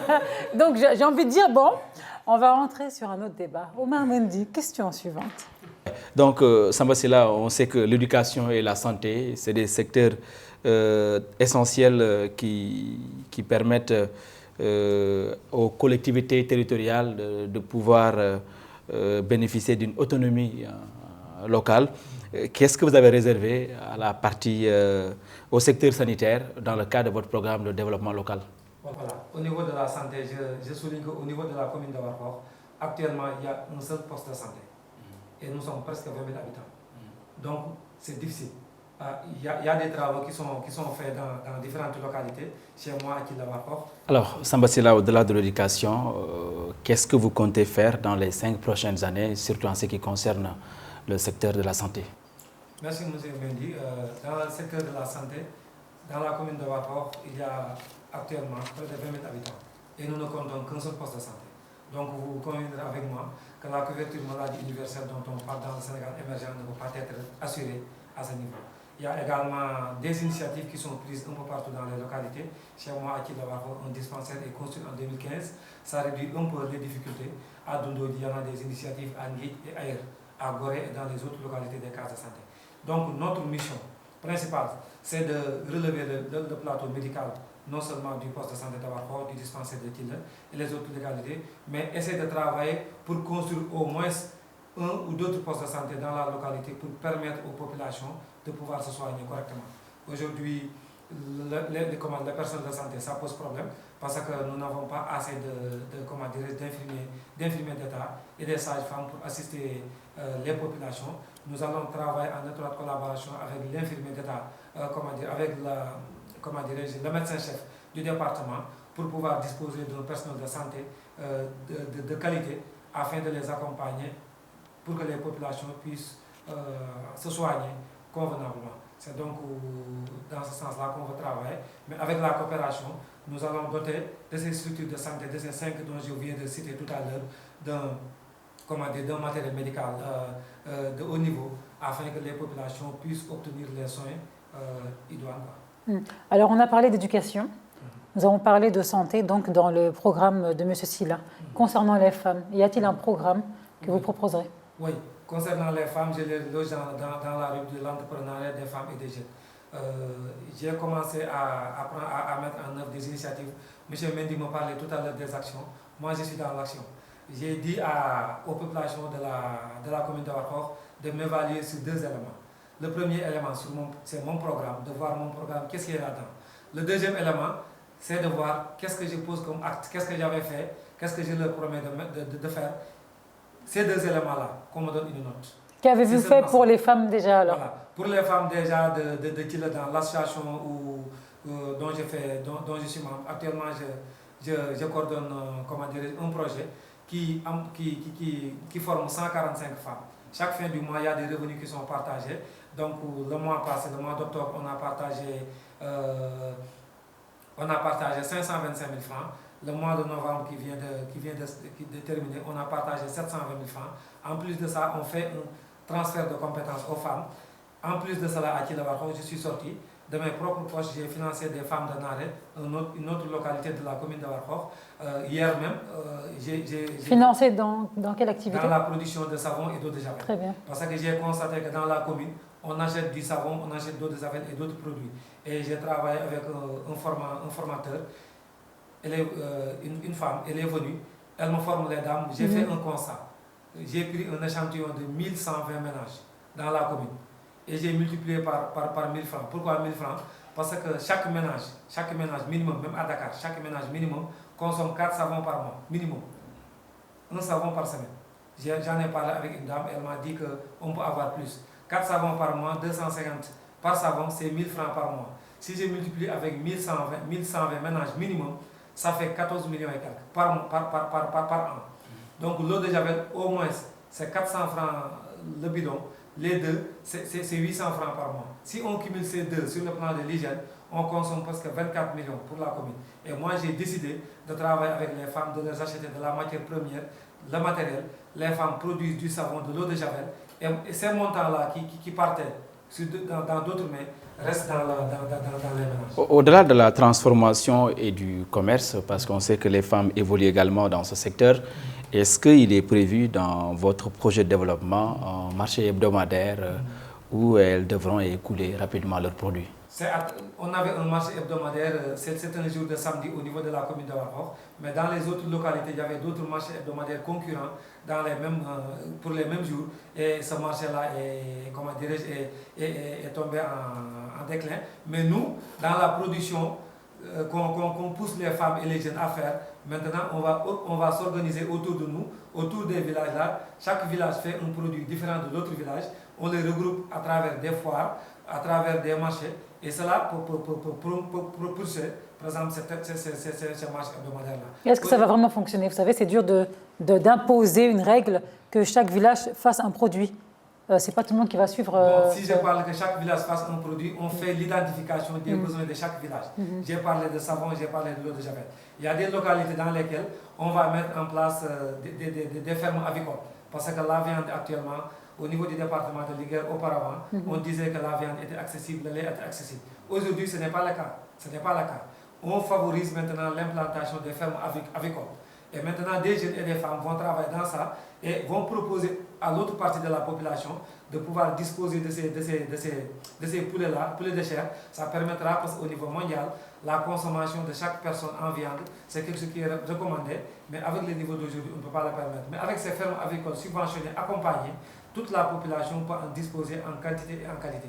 En même temps, il y a une ferme avicole qui sera mise en place pour le poids, comment dirais-je, pour le poulet de chair, mais également de l'autre côté de la commune, on va mettre en place une ferme avicole pour la production d'œufs, pour la fabrication de mayonnaise et d'autres activités. Et tous ces produits-là, ces jeunes et les femmes qui vont le produire, il y aura un marché dans lequel on peut s'approvisionner et ça va redynamiser le travail de ces jeunes. Au-delà de la diversification des produits, quel sera, en quelques mots, l'apport des groupements féminins, mais également des jeunes dans la fiscalité locale? On sait qu'au-delà des fonds de dotation, les communes aussi doivent trouver des ressources additionnelles pour bien fonctionner leur commune. Voilà, en parlant de fiscalité locale, tout à l'heure je vous disais que la commune est très pauvre dans ce sens-là. Mais toutes les initiatives qu'on va prendre là, les fermes et tout ça qu'on va faire là, mais les groupements féminins et les associations de jeunes vont produire, et à partir de leur production, de l'argent qu'ils vont produire,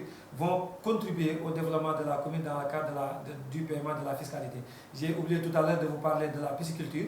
Aujourd'hui également, au niveau du poisson, on s'approvisionne à Mbour et à Kayar, et on n'a pas la possibilité au moment de la saison des pluies d'avoir du poisson. Donc nous aussi, dans nos initiatives, nous poussons les jeunes et les femmes de pouvoir travailler dans ce sens-là, parce que moi-même j'ai travaillé d'ici, il y a de cela 4 à 5 ans, avec l'Agence nationale de la pisciculture, et je dispose d'un projet dans ce sens-là. Ça va favoriser également la production au niveau local de ces différents produits-là, et on va pousser ces jeunes et les femmes-là à payer un peu d'impôts qui va alimenter les caisses de la commune. On va continuer aussi dans la programmation. Alassane, tu veux une question? Est-ce que vous avez pensé aussi à un volet industriel? Un volet industriel, et cette question aussi, elle est fondamentale. Aujourd'hui, on n'a pas véritablement un tissu industriel. Vous avez beaucoup de communes qui ont réussi quand même de transition industrielle, je vais dire, qui ont réussi à mettre des zones donc, où favoriser l'implantation de partenaires qui viennent sur place. Quelles sont les spéculations agricoles? Qu'est-ce qui est donc cultivé donc, dans la commune? Qu'est-ce qu'on peut faire en matière industrielle? Vous avez un ministère dédié. Les femmes donc, jouent un grand rôle. Donc, véritablement, si vous faites donc, de l'eau de javel, si vous faites du savon, il faut pouvoir l'amener à un niveau industriel pour vendre au-delà donc, de l'espace donc, de la commune. Qu'est-ce que vous avez comme offre donc, de développement industriel pour la commune? Une très belle question, M. Diagne. Parce que déjà, tout ce que je dis là, on est à le stade primaire actuellement au niveau du savon et tout ça. Mais nous allons travailler avec toutes les structures de l'État sur le plan technique pour pouvoir encadrer les jeunes et les femmes. Mais vous avez parlé de la production au niveau local, les filières. Aujourd'hui, les melons, au niveau de la commune de Warkokh, il y a des collègues qui partaient là-bas. Mais tous les agriculteurs s'adonnent à cette culture-là de melons-là. Mais actuellement, personne ne peut vendre. Mais nous, on peut faire des jus de melon, et ça peut être conservé, mais également les légumes là, on peut faire comment dirais-je, de la production qui permettra de le garder, et ça, on va travailler avec les ministres de l'artisanat et de la petite industrie afin d'accompagner ces jeunes-là. C'est une chaîne de valeur, ça va créer de l'emploi, ça va créer de la valeur ajoutée, on peut payer des impôts, la commune tire ses revenus, l'État également à travers la commune peut créer des emplois. Donc il y a beaucoup de choses qui peuvent être faites. Maintenant, c'est un problème crucial qui touche tout le Sénégal, même l'État du Sénégal a ce problème-là. Mais nous allons travailler au niveau de la coopération internationale et intercommunale afin de voir avec la commune de Dara, la commune de Linguère, qui sont des communes sœurs qui encadrent la commune de Warkokh et même d'autres communes de du département, on peut travailler pour implanter ces mini-structures-là afin que les populations puissent cultiver du niébé, de le transformer, parce que l'année passée, j'avais entendu le gouverneur de Louga aborder une question sur la transformation du niébé à Louga. Donc tout ça, c'est des initiatives qu'on peut capitaliser pour vraiment permettre aux agriculteurs de pouvoir faire plus de valeur ajoutée, du bissap pour faire des jus et beaucoup de choses encore. Sachant que ça fonctionne, hein. Après c'est juste les fonds qui vont manquer, je pense, c'est de savoir où trouver l'argent. Parce que ce que Alassane Diagne dit, je connais pas mal de femmes qui le font. Donc on voit des produits locaux en vente dans les supermarchés français, comme Auchan, Carrefour et Casino. Donc la dernière fois, on a reçu dans Good Morning Sénégal Valérie Ndiaye qui a les produits Esteval et qui sont vendus à Auchan, Casino et Carrefour et dans des hôtels.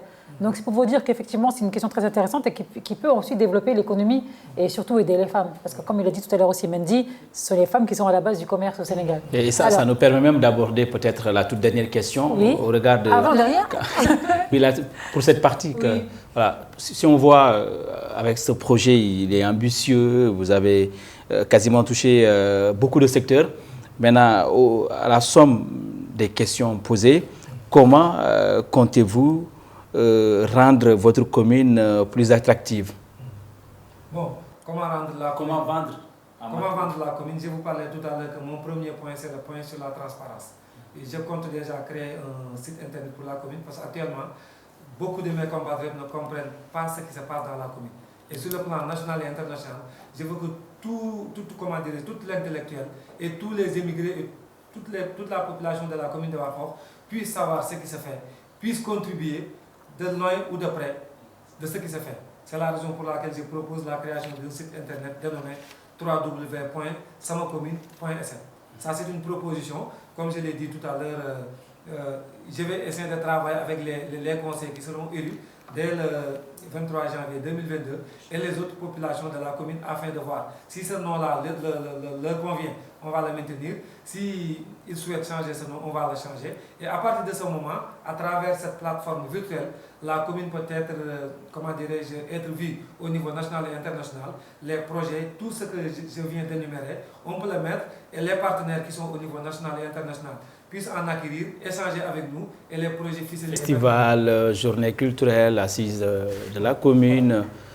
D'ailleurs, même je comptais organiser un séminaire sur l'ensemble des thèmes. L'immigration, je l'avais déjà ficelé, mais comme à l'approche de la confection des listes et tout ce qui se fait, j'ai voulu le mettre en stand-by. Après les élections, je vais sortir ce projet-là afin de regrouper toute l'élite intellectuelle de la commune, afin que tout le monde puisse produire de la connaissance. Comme ça, vous parlez tout à l'heure d'un plan de développement communal. Ça va être mis en œuvre des projets ficelés sur une durée bien déterminée et des financements seront recherchés et des partenaires pourront venir mettre en œuvre ce travail. Je ne peux pas occulter un élément important, c'est le sauvetage du bétail. Qui parle du département de Linguère, parle de la commune de Warkokh, parle du bétail. À 3 mois de l'approche de la saison des pluies, on souffre énormément. Moi qui parle avec vous, je suis également un fils de cultivateur, mais également un fils d'éleveur. Si vous allez chez moi, il y a des bœufs, il y a des chèvres, il y a des moutons. Mais à 3 mois de l'approche de la saison des pluies, on n'a plus d'herbe, on n'a rien du tout. On souffre énormément. Beaucoup de notre bétail meurt à partir de ces 3 mois-là. Moi, je propose la création de 3 zones fourragères dans la commune de Warkokh. Qu'est-ce qu'une zone fourragère? C'est une zone dédiée exclusivement à la culture de l'herbe. Ce n'est pas l'herbe qu'on connaît au Sénégal, mais c'est des herbes qui poussent très rapidement à un délai très court. L'herbe pousse, on le coupe, on le garde quelque part, on le conserve. On peut produire 3 fois ou 4 fois durant les 3 mois et on le conserve quelque part, on le transforme. À partir maintenant de ces 3 mois à la veille de la saison des pluies, maintenant on utilise cette herbe-là pour engraisser les animaux. Comme ça, les éleveurs ne vont plus se déplacer pour aller dans d'autres zones avec toutes les difficultés qu'ils trouvent. Donc c'est cette solution-là que je veux apporter. Et ça aussi, avant de le mettre en œuvre, il y a beaucoup de difficultés au niveau de l'occupation des terres. Moi, je mets en place une commission qui va regrouper tous les acteurs étatiques, les éleveurs, les agriculteurs, les professionnels. Et à partir de ce moment, toutes les décisions utiles seront prises afin de mettre en place ces trois zones fourragères. Très bien. Je pense qu'on va passer à la rubrique suivante. Pourquoi pas moi? Et on va un peu comprendre pourquoi pas M. Sylla à la commune de Warkokh. C'est tout de suite.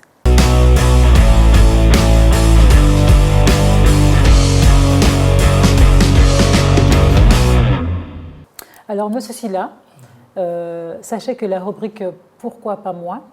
c'est aussi pour vraiment donner un exemple concret de futur maire à la commune. Bon, là, on va parler sans langue de bois. Hein. Il y a des maires qui sont même absents à leur mairie. On leur reproche ça souvent, hein, n'est-ce pas? Je me trompe? Voilà. Il y en a qui sont carrément inexistants dans leur mairie. Alors vous, quel est le chantier que vous allez donc employer, exercer et justement développer si vous êtes élu maire? Donc, merci Madame Toubou. Moi, depuis lors, je suis toujours sur le terrain, je suis un acteur de développement, comme je l'ai dit à l'entame de mes propos lorsque l'émission a démarré. Donc, c'est dans ce siège-là que je vais continuer de travailler. Parce que j'ai passé tout mon temps, chaque week-end je partais, ou bien chaque 15 jours je partais sur le terrain, alors que je ne suis pas encore élu. Tout ce qui passe, j'essaie de mettre la main dans la pâte. Donc, une fois être maire, ça ne va pas changer mes habitudes. Très bien. Mais par contre, je vais multiplier les initiatives pour pouvoir aller sur le terrain, travailler, comment soutenir mes compatriotes et essayer de voir quelles sont les difficultés, essayer de trouver des solutions. Parce que je sais que c'est ça, c'est à cause de ça qu'ils m'ont élu. Donc je ne peux pas comprendre qu'une personne est élue et que cette personne-là ne puisse pas être jointe, ou bien encore une fois que ces difficultés-là, la personne ne soit pas présente. Et parfois, ils sont rarement à la mairie. Okay. Alors, quel est le premier secteur que vous allez travailler et développer? D'abord, la transparence. Je vais essayer de faire en sorte que toute la population de la commune de Warkokh puisse savoir ce qui nous attend, ce qu'on doit faire, comment on le fait. Et surtout, transparence au niveau des caisses. Parce que voilà, la transparence, c'est un terme qui englobe beaucoup de choses. Parce qu'on commence d'abord pour la bonne gouvernance locale. Voilà, c'est la transparence de la participation et de la compréhension. Parce que ça a un double rôle. D'abord, ça permet de faire comprendre à la population qu'est-ce qu'on fait. Et si la personne sait ce qu'on fait, elle pourra participer. Tout ce qu'on fait sans moi, on le fait contre moi. Mais si on sait ce qu'on fait, on pourra être vraiment quelque chose qu'on apporte sa contribution et facilement les choses vont dans le bon sens.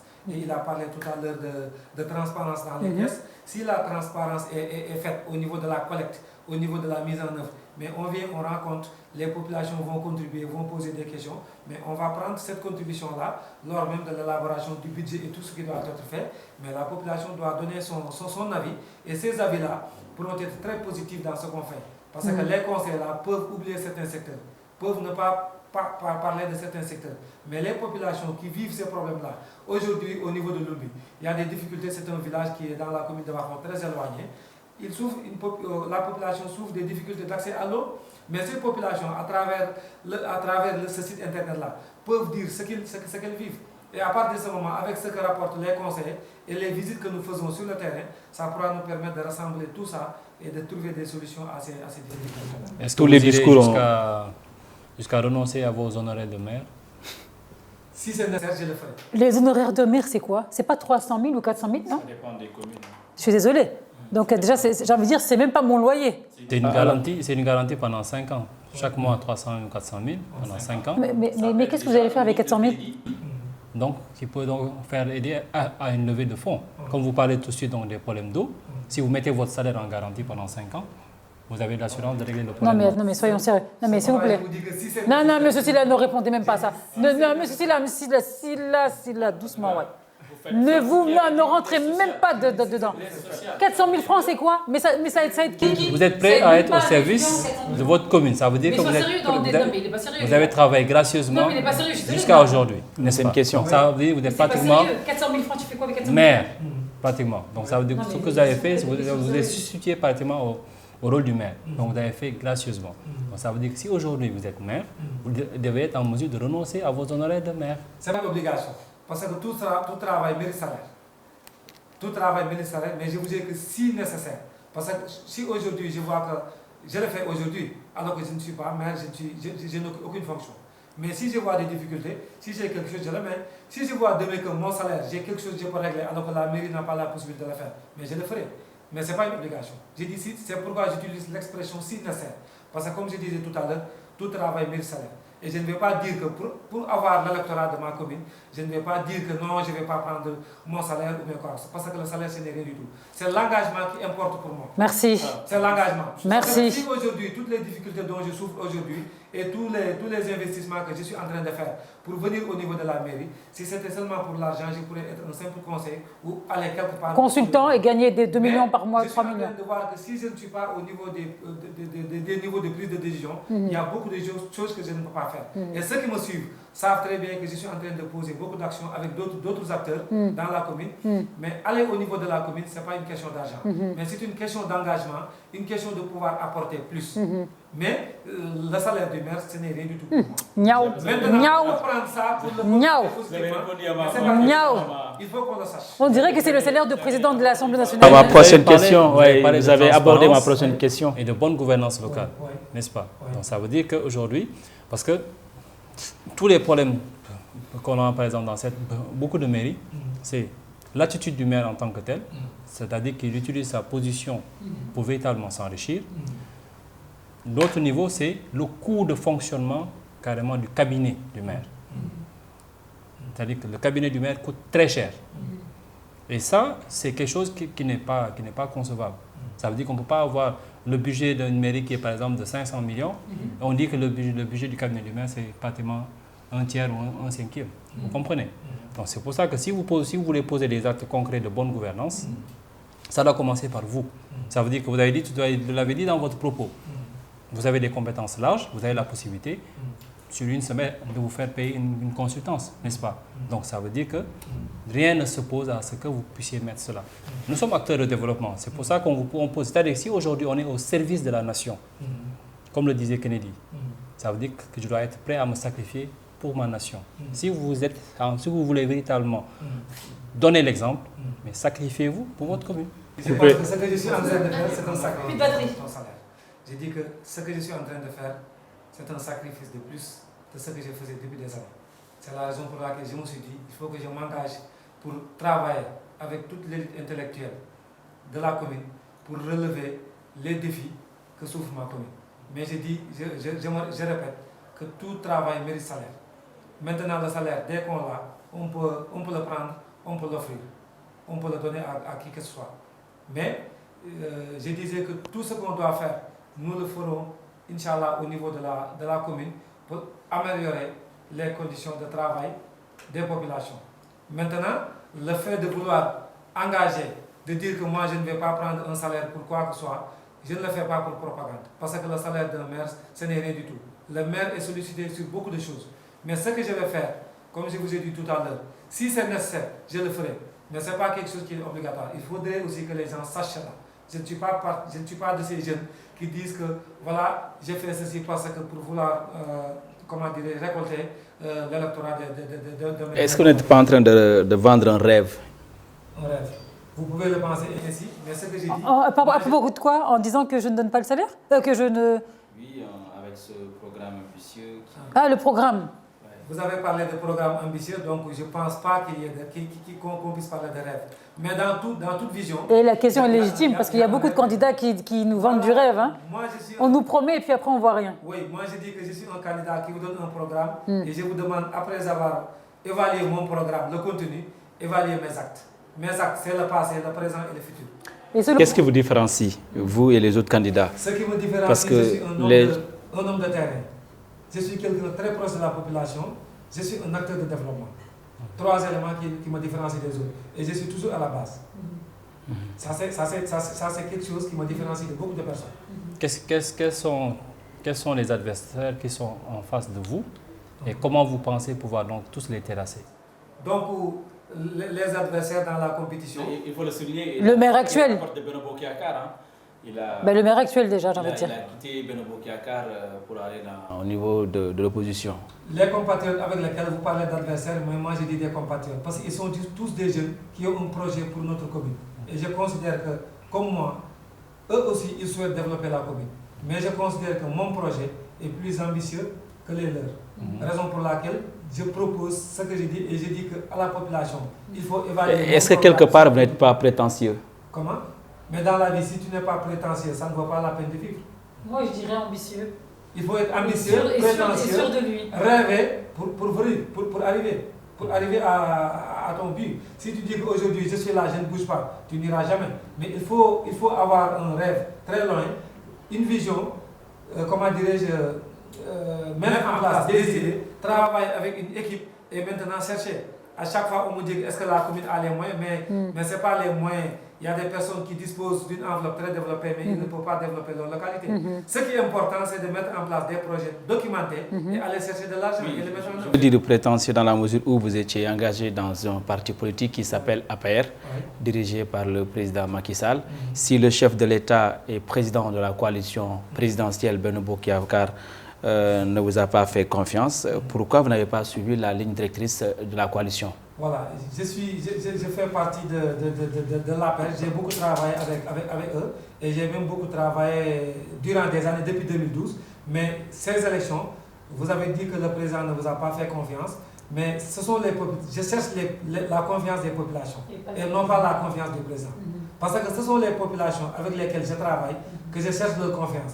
C'est la raison pour laquelle, lorsque le président de la République, je le salue au passage, donc lorsqu'il a décidé de choisir un autre candidat au détriment de ma candidature, j'ai accepté sa décision, mais j'ai dit que moi aussi je vais aller continuer mon travail avec les populations et l'Union citoyenne Buntubi m'a donné l'opportunité de le faire et les populations de Warkokh vont saisir cette opportunité afin que nous puissions travailler avec elles et de leur offrir tout ce qu'ils attendaient depuis des années. C'est la raison pour laquelle j'ai dit que ce n'est pas le président qui doit choisir, mais ce sont les populations. C'est dans cette logique-là que j'ai décidé d'aller avec l'Union citoyenne Buntubi de travailler dans la commune. Vous êtes un frustré politique?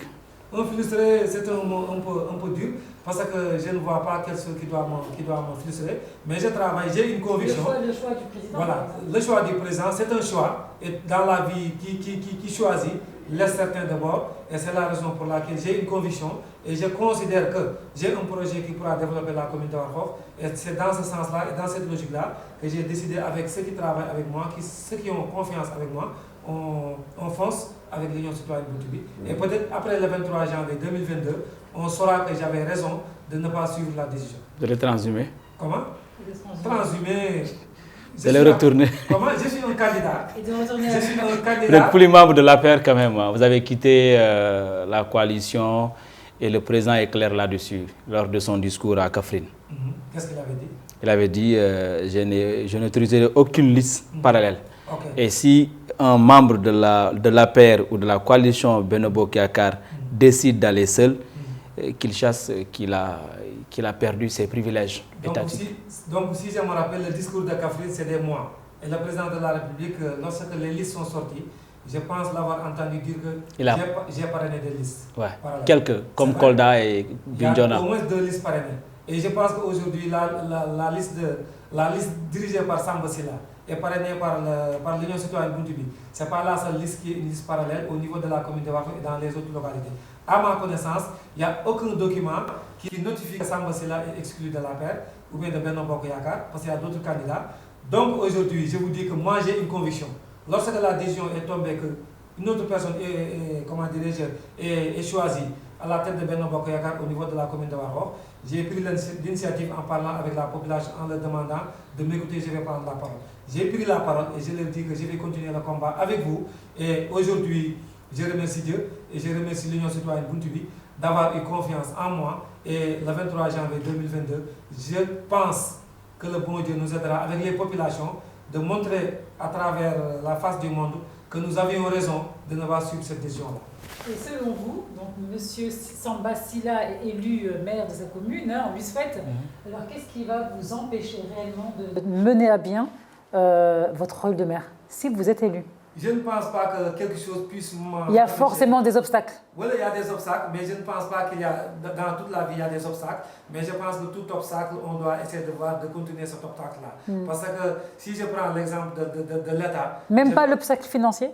Bon, je ne pense pas, parce que les moyens, on les cherche. On les cherche dès l'instant qu'on a une idée très claire, une vision très claire des actions bien posées, avec des activités sur le terrain, je pense bien qu'on pourra trouver de l'argent et le mettre en œuvre. Maintenant, avec l'État, les collectivités territoriales avec l'État travaillent en parfaite collaboration et je ne pense pas dans ce sens-là que l'État puisse poser des obstacles afin que la collectivité locale puisse être développée, parce que c'est un démembrement de l'État en prenant de façon globale. Alors, on va passer à la rubrique « Ce que l'on pense de vous ». Et figurez-vous, vous avez donné l'exemple donc d'accumulation de postes avec Ali Goundiaï, donc qui était ministre de l'Intérieur et qui est maire actuel de Linguère. Ben justement, on va voir ce qu'il pense de Monsieur Sylla. C'est tout de suite.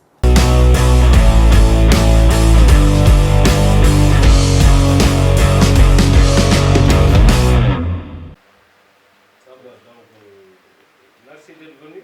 Moi, je voulais d'abord t'encourager parce que depuis quand même 2012, on est ensemble sur le terrain politique. Je te vois beaucoup sur le terrain avec beaucoup d'implications qui concernent ta commune et qui concernent également le village de Tilla, le bénéfice des populations, sans vraiment y chercher autre chose. Donc, sur le plan de l'éducation, sur le plan de la santé, sur le plan de d'autres activités sociales. Personnellement, en tout cas, j'approuve cette démarche. Aujourd'hui, peut-être qu'on a beaucoup sur le terrain, notamment ceux provenant de nos villages. En tout cas, moi, j'ai bien apprécié ça. Bon, tu as des hommes politiques également, c'est tout à fait normal que tu puisses avoir des ambitions dans la commune dans le cadre d'une élection locale. Tu n'as pas voulu t'aligner au choix du parti. Mais bon, tu as quand même le droit d'avoir des ambitions pour toi, pour ta commune, pour ton village. Mais tu conserves également ce droit. Et j'avoue aussi que ce que tu as fait, c'est une très bonne chose, en disant que voici les raisons pour lesquelles je veux bouger la commune. Je vais maintenant vendre ça au niveau des populations. Comme j'ai eu à dire, il ne faut pas être démagogique. Dans un premier temps, d'abord, ce que je conseille, c'est juste de focaliser sur les actions qui sont censées être celles d'un maire. Comme ça, vous ne permettrez pas des choses que vous ne pouvez pas faire. Bon, il est également important de promettre des choses qui sont en adéquation avec les ressources de la commune, ce que tu peux déjà trouver dans les budgets, les différents budgets, notamment les budgets réellement recouvés, parce que les gens sont des budgets, on ne parle pas de budget. Vraiment, en tout cas, moi, je t'encourage. Ça. J'espère que tu feras un bon résultat si tu ne gagnes pas. Mais ce qui est super important, c'est d'avoir des ambitions, des projets que tu avais dit et que tu as retenu. En politique, rien ne sort, tout s'arrache. Mais aussi, en politique aussi, la patience est importante. Voilà, c'est ce que je veux dire. Sur le plan personnel, vraiment, je me dis sans aucun risque de me tromper. Correct.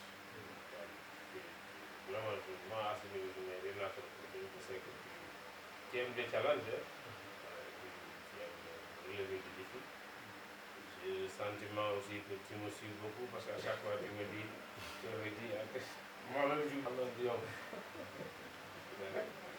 alors, il faut, comme j'ai dit, en politique, rien ne sort, tout s'arrache. Il faut y aller, il faut croire, mais le faire dans la discipline, garantir au mot parce que nous la question, dans la correction aussi, la pédagogie, nous la question, la hamtier, dialogue, comme respecter le milieu.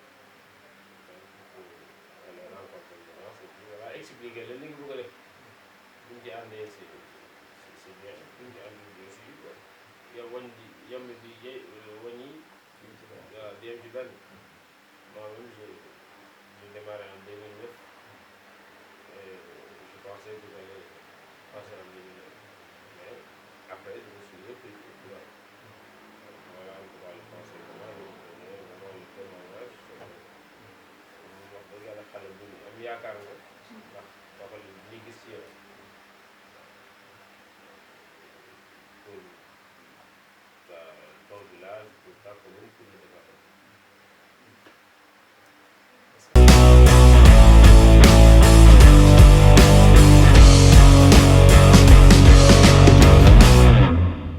Alors, messieurs, on l'a vu dans la vidéo, hein, Ali Ngoundiaye donc, félicite et met un grand focus sur l'engagement de M. Sylla pour le développement de la commune.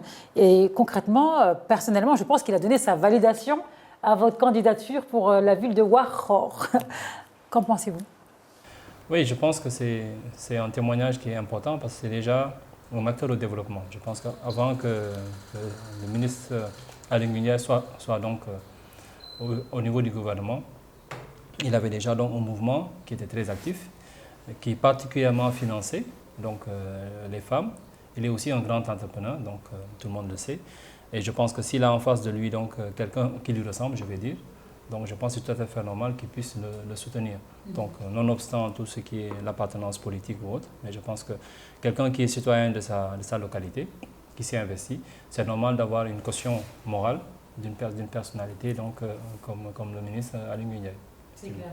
Il a fait un focus, il a salué sur justement les sacrifices qu'il faisait pour la commune, sachant qu'il n'est même pas encore maire. Oui, non, c'est important, parce que vous savez, si on arrive, je pense qu'on a l'obligation de faire pour sa localité, en commençant déjà par les personnes qui sont les plus proches.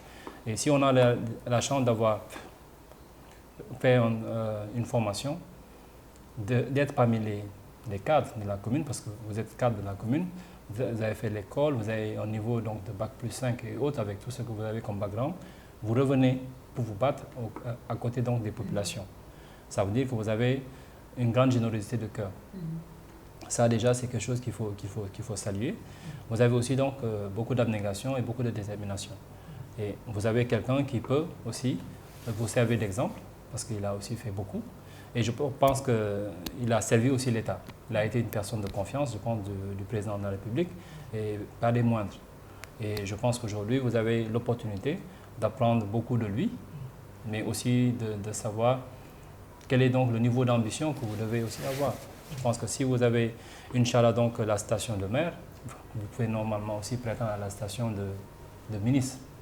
Donc, tout dépend de, comme vous avez dit, c'est le mérite. Mais sous réserve donc du travail que vous allez faire déjà dans votre commune. Voilà. Oui, déjà je le félicite et l'encourage. Ce n'est pas du tout facile. Moi je me disais à l'époque que les jeunes cadres actuellement se sont engagés en politique, surtout un peu partout à travers le Sénégal. Quand vous regardez la cartographie électorale du Sénégal, il y a beaucoup de jeunes de son âge qui se sont engagés, qui sont devenus des candidats. Mais avoir le témoignage quand même de Ali Ngoundiaye, un ministre que je respecte beaucoup, un excellent ministre de l'Intérieur, c'est quand même un signe d'encouragement. Et je pense que vous devez suivre ses traces, vous devez quand même enregistrer ses conseils, parce que Ali Ngoundiaye quand même, c'est quelqu'un de très respecté au Sénégal. Il a la confiance du chef de l'État Macky Sall, même si aujourd'hui, il n'est pas dans le gouvernement, mais il est souvent sollicité pour donner son opinion par rapport à la marche du pays. Moi, je vous invite plus à être un homme de conviction, à ne pas être un politicien professionnel. Il faut dire ce que vous allez faire, il ne faut pas promettre, parce qu'aujourd'hui, les gens ne font plus confiance au discours politique. Parce que ce cordon ombilical a été coupé par rapport à ce que les hommes politiques font et disent le plus souvent. Donc, moi, je n'ai pas de commentaire là-dessus, sinon vous encourager, vous souhaitez bonne chance et vous dire en 2027 ou en 2032, tout est possible. Vous avez le background pour devenir directeur d'une société nationale.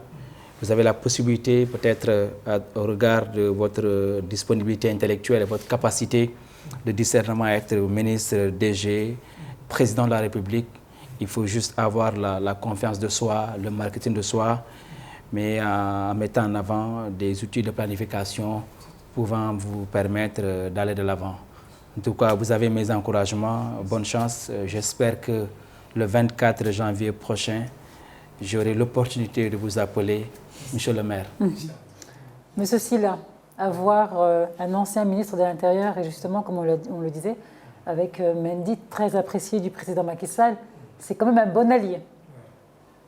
Oui, le fait d'avoir un allié comme l'ancien ministre de l'Intérieur et actuel maire de Linguère, M. Ali Ndiaye, que je salue au passage, ce n'était pas évident que je ne suis pas le candidat de Benno Bokk Yakaar et qu'il accepte de prendre la parole en public, de faire un témoignage sur moi. C'est quelque chose vraiment que j'apprécie. C'est quelque chose vraiment d'encourageant. Comme vous l'avez dit, c'est un modèle de développement. Et au niveau du Jolof, comme vous avez dit tout à l'heure, tout ce qu'il ne peut pas faire, il vous dit que je ne le peux pas. Et depuis 9 ans, on a travaillé ensemble, il a dit dans le témoignage, et j'étais toujours disponible à ses côtés. Et à chaque fois, quelles que soient ses préoccupations, si je l'appelle, s'il ne peut pas prendre le téléphone, dès l'instant qu'il est disponible, il va échanger avec moi. Donc cette reconnaissance-là, jusqu'à présent, ça se confirme. Lorsque je suis candidat, alors il y a d'autres candidats, il a accepté de faire un témoignage sur moi. Et je souhaite de ne pas le décevoir. Et je souhaite que tout ce qu'il pense de moi et que tous les autres pensent de moi, que je puisse faire plus d'efforts afin de produire des résultats très positifs, afin qu'ils soient très satisfaits de moi après un mandat, après deux, et également après d'autres chantiers que nous avons ensemble engagés. Très bien. On va regarder ensemble ce qu'on pense de vous également. Donc là, ce sont les habitants de la commune. C'est tout de suite.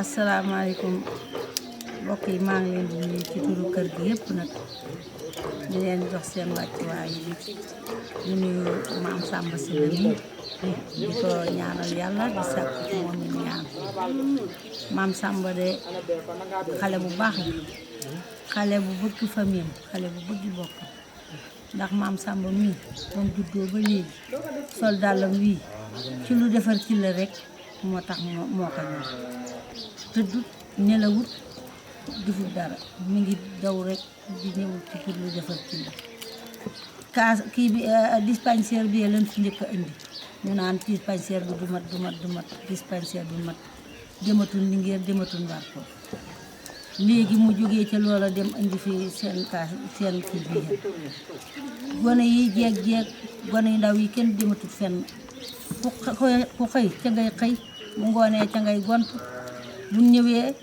bu weer dee am lu leen jox kon maam Samba ñu ngi koy ñaanal fan gu gudd ak wér di ko ñaanal lu mu mën ren bu guddi wane yàlla na mën lu ko asalaamaaleykum wa rahmatullahi taala wa barakatuhu maa ngi nuyu bokk yi ñëpp ñi may seetaan ak ñi may déglu di sant di gërëm suñu rakk ji nga xam ne tey si mooy maam Samba Sylla dëkk ci la juddoo ci la yaroo ci la màggee fi jàngee war xoox muy rakk ju baax rakk ju am yar rakk ju xam kilifaam ñu di ko sant ci loolu li leen xamal ne li muy bëgg ak li muy yóotu yàlla na ko yàlla yombalal ndax ñun ñi nga xam ne ñooy ay dëkkandoom di ay magam di ay doomu baayam ñu di sant nag wax dëgg yàlla dëkk bi it ku ci añaanu sant nga ko ndax liggéey na fi liggéey boo xam ne bi jar na sant jar na jàppale dëgg fa yàlla xale la waaye loxoom set na mag ñi nag ñooy wax na xale bu loxoom setee mën naa bokk ki mag maam Samba ñoo moom ñoo bokk baay suñu baay yi ñoo bokk benn baay ñoo daan bokk benn reeru ak benn añu kon xam nañ ko bu baax ku nangoo liggéey la jàmbaar la maam Samba liñ bëgg si moom daal yal nañu ko yàlla dimbali ba mu àgg ba li muy yóotu mu jot ko. asalaamaaleykum wa rahmatullah yéen waa rajo bi maa ngi leen di nuyu di leen sant di leen gërëm yónni ngeen ndaw fu mu yebu nag ndax su ngeen dikkee fii ngir Samba Sylla mii dama ciy kontaan di ci rafetlu ndax Samba Sylla benn yaru na am na ay teggin am na lislaam Samba ku mu gis rek jox na la cër man jabaru magam laa waaye Samba cër bi ma jox di cër bi mu jox magam yi moom la ma jox Samba julliti na Samba dëggu na Samba baax na ndax conseil yi mu lay jox boo ko toppee rek da nga gis résultat bi wax dëgg yàlla am keroog bi ma fi wàccee ba suñu jonne yàlla tey Samba jàppante na wala Samba defante na déedéet bu nit jàppante sax Samba rek mooy dikk dina la giifal dina la wax joo xam ne force soqal delsi kon ñoo ngi koy ñaanal li mu bëgg moo ko xam yàlla na ko yàlla defal lii muy yóotu yàlla nañ dund ba naan meer ñëw na.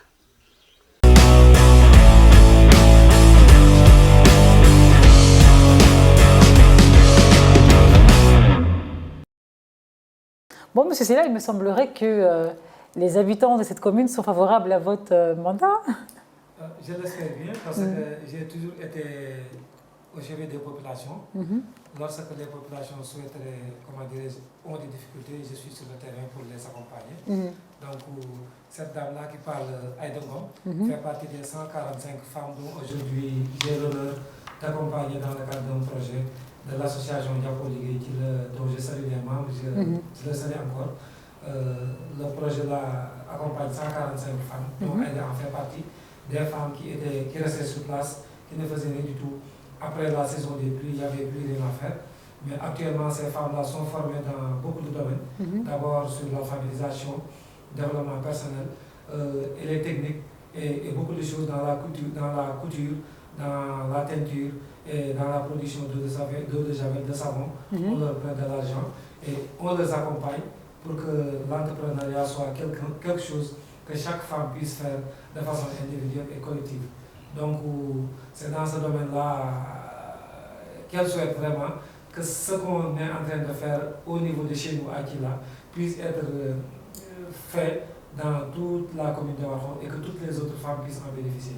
C'est donc le contenu de notre témoignage. Très bien. Vous validez, messieurs, n'est-ce pas? Oui, je pense que c'est déjà donc une bonne appréciation donc, avec donc, ces témoignages donc, des habitants donc, de la commune déjà. Ça veut dire que vous avez un impact social réel. Et si vous arrivez à capitaliser cela donc, pour le jour des élections, vous avez carrément donc, vos chances. Donc, on l'espère, Inch'Allah. Et donc on vous encourage par rapport à ça. Et aussi que si au SAR aussi du 23 juin, éventuellement que vous ne seriez pas aussi, de ne pas donc relâcher. Bon, en tout cas, moi, tout comme lui, hein, je viens du monde rural. Je sais comment les femmes, quand même, travaillent là-bas et rencontrent le plus souvent de problèmes. Je pense que aider déjà 145 femmes à être autonomes, c'est déjà une action sociale d'une grande envergure qu'il faut pérenniser dans l'avenir. Et je pense que si toutes ces femmes vous choisissent, je pense que dès à présent, vous êtes le maire de votre commune. Maintenant, il faut continuer à travailler, il faut prendre il faut comprendre que la mairie ne doit pas être une finalité en soi. Il faut continuer à faire des actions sociales, à les accompagner, à créer des projets qui vont permettre à ces jeunes et femmes de pouvoir être autonomes au-delà même du périmètre communal, mais envahir d'autres départements et d'autres régions. Je pense que c'est dans ce sens que vous pourrez devenir vraiment un véritable acteur de développement.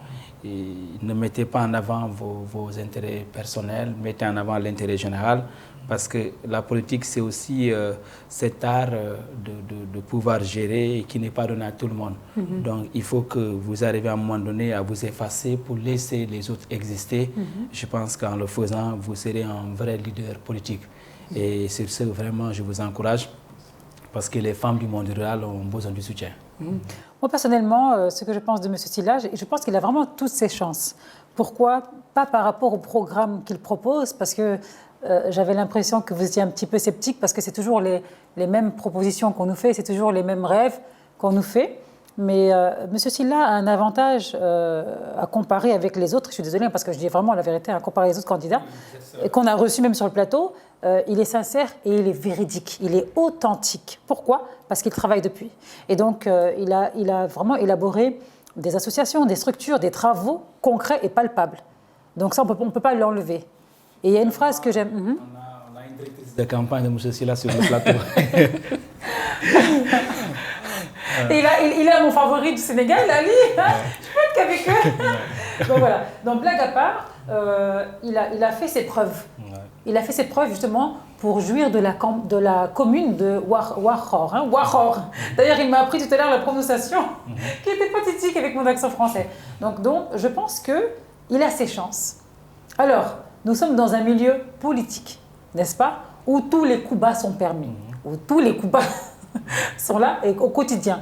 J'espère vraiment qu'on va plutôt faire un focus sur ses compétences, ses valeurs et la valeur ajoutée à la commune que, voilà, parce que vous savez, il y a beaucoup de jalousie dans la politique, hein, il y a beaucoup d'envieux et ça, je ne vous apprends rien, vous le vivez. On va terminer un petit peu parce que j'aimerais aussi avoir votre point de vue sur la politique en général au Sénégal. On parle de jalousie, on parle d'envie, on parle de coups bas. Quel est votre point de vue sur la politique sénégalaise?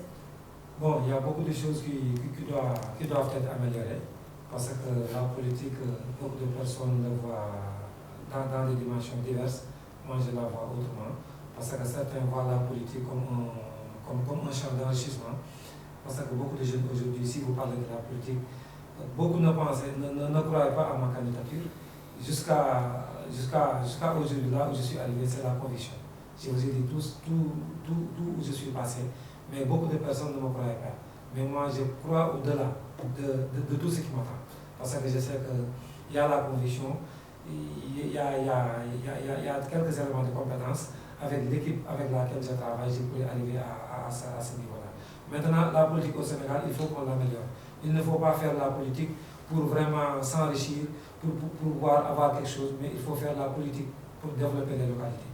Il ne faut pas faire la politique également comme le faisaient les autres, la violence, parce que c'est d'actualité, on ne peut pas ne pas en parler, parce que même si les imams, la Ligue des imams se regroupe pour élaborer une charte qui doit être signée, d'ailleurs je signale que l'Union citoyenne Bountibi adhère à ce projet-là, et donc ça m'engage, le fait de signer cette charte-là pour que prôner, la paix. Ça, c'est quelque chose qu'on doit faire. Mais il faut privilégier les programmes, ce qu'on doit faire, privilégier les actes qu'on doit poser sur le terrain, avoir comme idée de développer les différentes localités du Sénégal pour que le Sénégal émergent, dont on parle un peu partout, puisse être une réalité. Parce que tout le monde doit travailler là où il est pour qu'on se regroupe tous afin d'avoir un projet global et développer nos différentes localités. Très bien. On arrive à la fin de l'émission La vie politique, économique et sociale. Nous avons néanmoins une dernière rubrique, c'est « Vous avez la parole ». Donc, Monsieur Sylla aura la parole. Donc, c'est le jeu, en réalité, de l'émission. Et vous prenez vos 5 minutes, vos 10 minutes. On n'a pas pu mettre en exergue et vraiment parler de tous vos programmes, mais néanmoins, là, vous aurez le temps pour le faire, Monsieur Sylla. Alors, merci Omar Mendy et Alassane Diane d'avoir participé à l'émission La vie politique, économique et sociale. Donc, en tout cas, ça a été une belle émission. Et donc, ça fait plaisir, ou bien aussi ça rassure qu'il y a quand même une relève. Il y a des acteurs au développement qui veulent véritablement faire pour leur pays et à commencer pour leur localité. Donc, on vous souhaite le meilleur donc, pour votre commune, que ce soit donc, le candidat idéal, le maire idéal, Inch'Allah, et donc de continuer les actions. Donc, je pense qu'aujourd'hui, le pays doit être construit par tout le monde. Et si on a des personnes comme vous, engagées, déterminées, on peut avoir de l'espoir pour le Sénégal. En tout cas, merci Koumba, et ça a été une très belle émission. Et c'est un plaisir de partager ce plateau avec le panafricaniste Alassane Diagne. Et bonne chance à Samba Sylla pour les prochaines élections locales. Et j'espère que l'équipe de TEFA aura peut-être l'opportunité de revenir et de revisiter vos sentiers en tant que maire de votre commune. Merci. Quant à nous, on va se dire à la semaine prochaine pour un nouveau candidat ou nouveau maire ou autorité à la vie politique, économique et sociale. Et je vous laisse en compagnie de Monsieur Sylla dans la rubrique « Vous avez la parole ». À bientôt.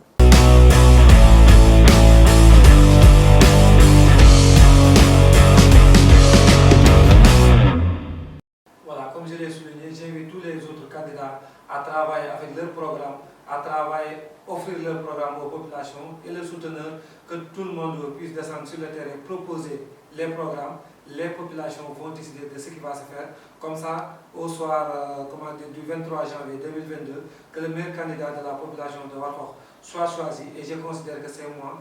Donc, étant le premier à déposer au niveau des listes, au niveau de l'arrondissement de Warkhokh, comme l'arrondissement de la commune de Dodji, et être reçu aujourd'hui, un 1er décembre de l'année 2021, je souhaite et j'ai pris également qu'à la sortie de ces élections le 23 janvier 2022, au soir, que notre candidature soit déclarée vainqueur des élections qui viendront et que cette victoire soit quelque chose qui apporte de la prospérité, de l'abondance et tout le changement attendu par les populations pour la commune de Warkhokh. Encore une fois, tous mes remerciements à tout ce beau public, à toute la population de Warkhokk et un clin d'œil à mes collègues maires, candidats maires de l'Union citoyenne Bountougui à travers tout le Sénégal. Je leur souhaite un bon succès. Encore une fois, merci à la TFA d'avoir m'invité à cette émission aussi riche. Merci et à la prochaine fois, Inch'Allah.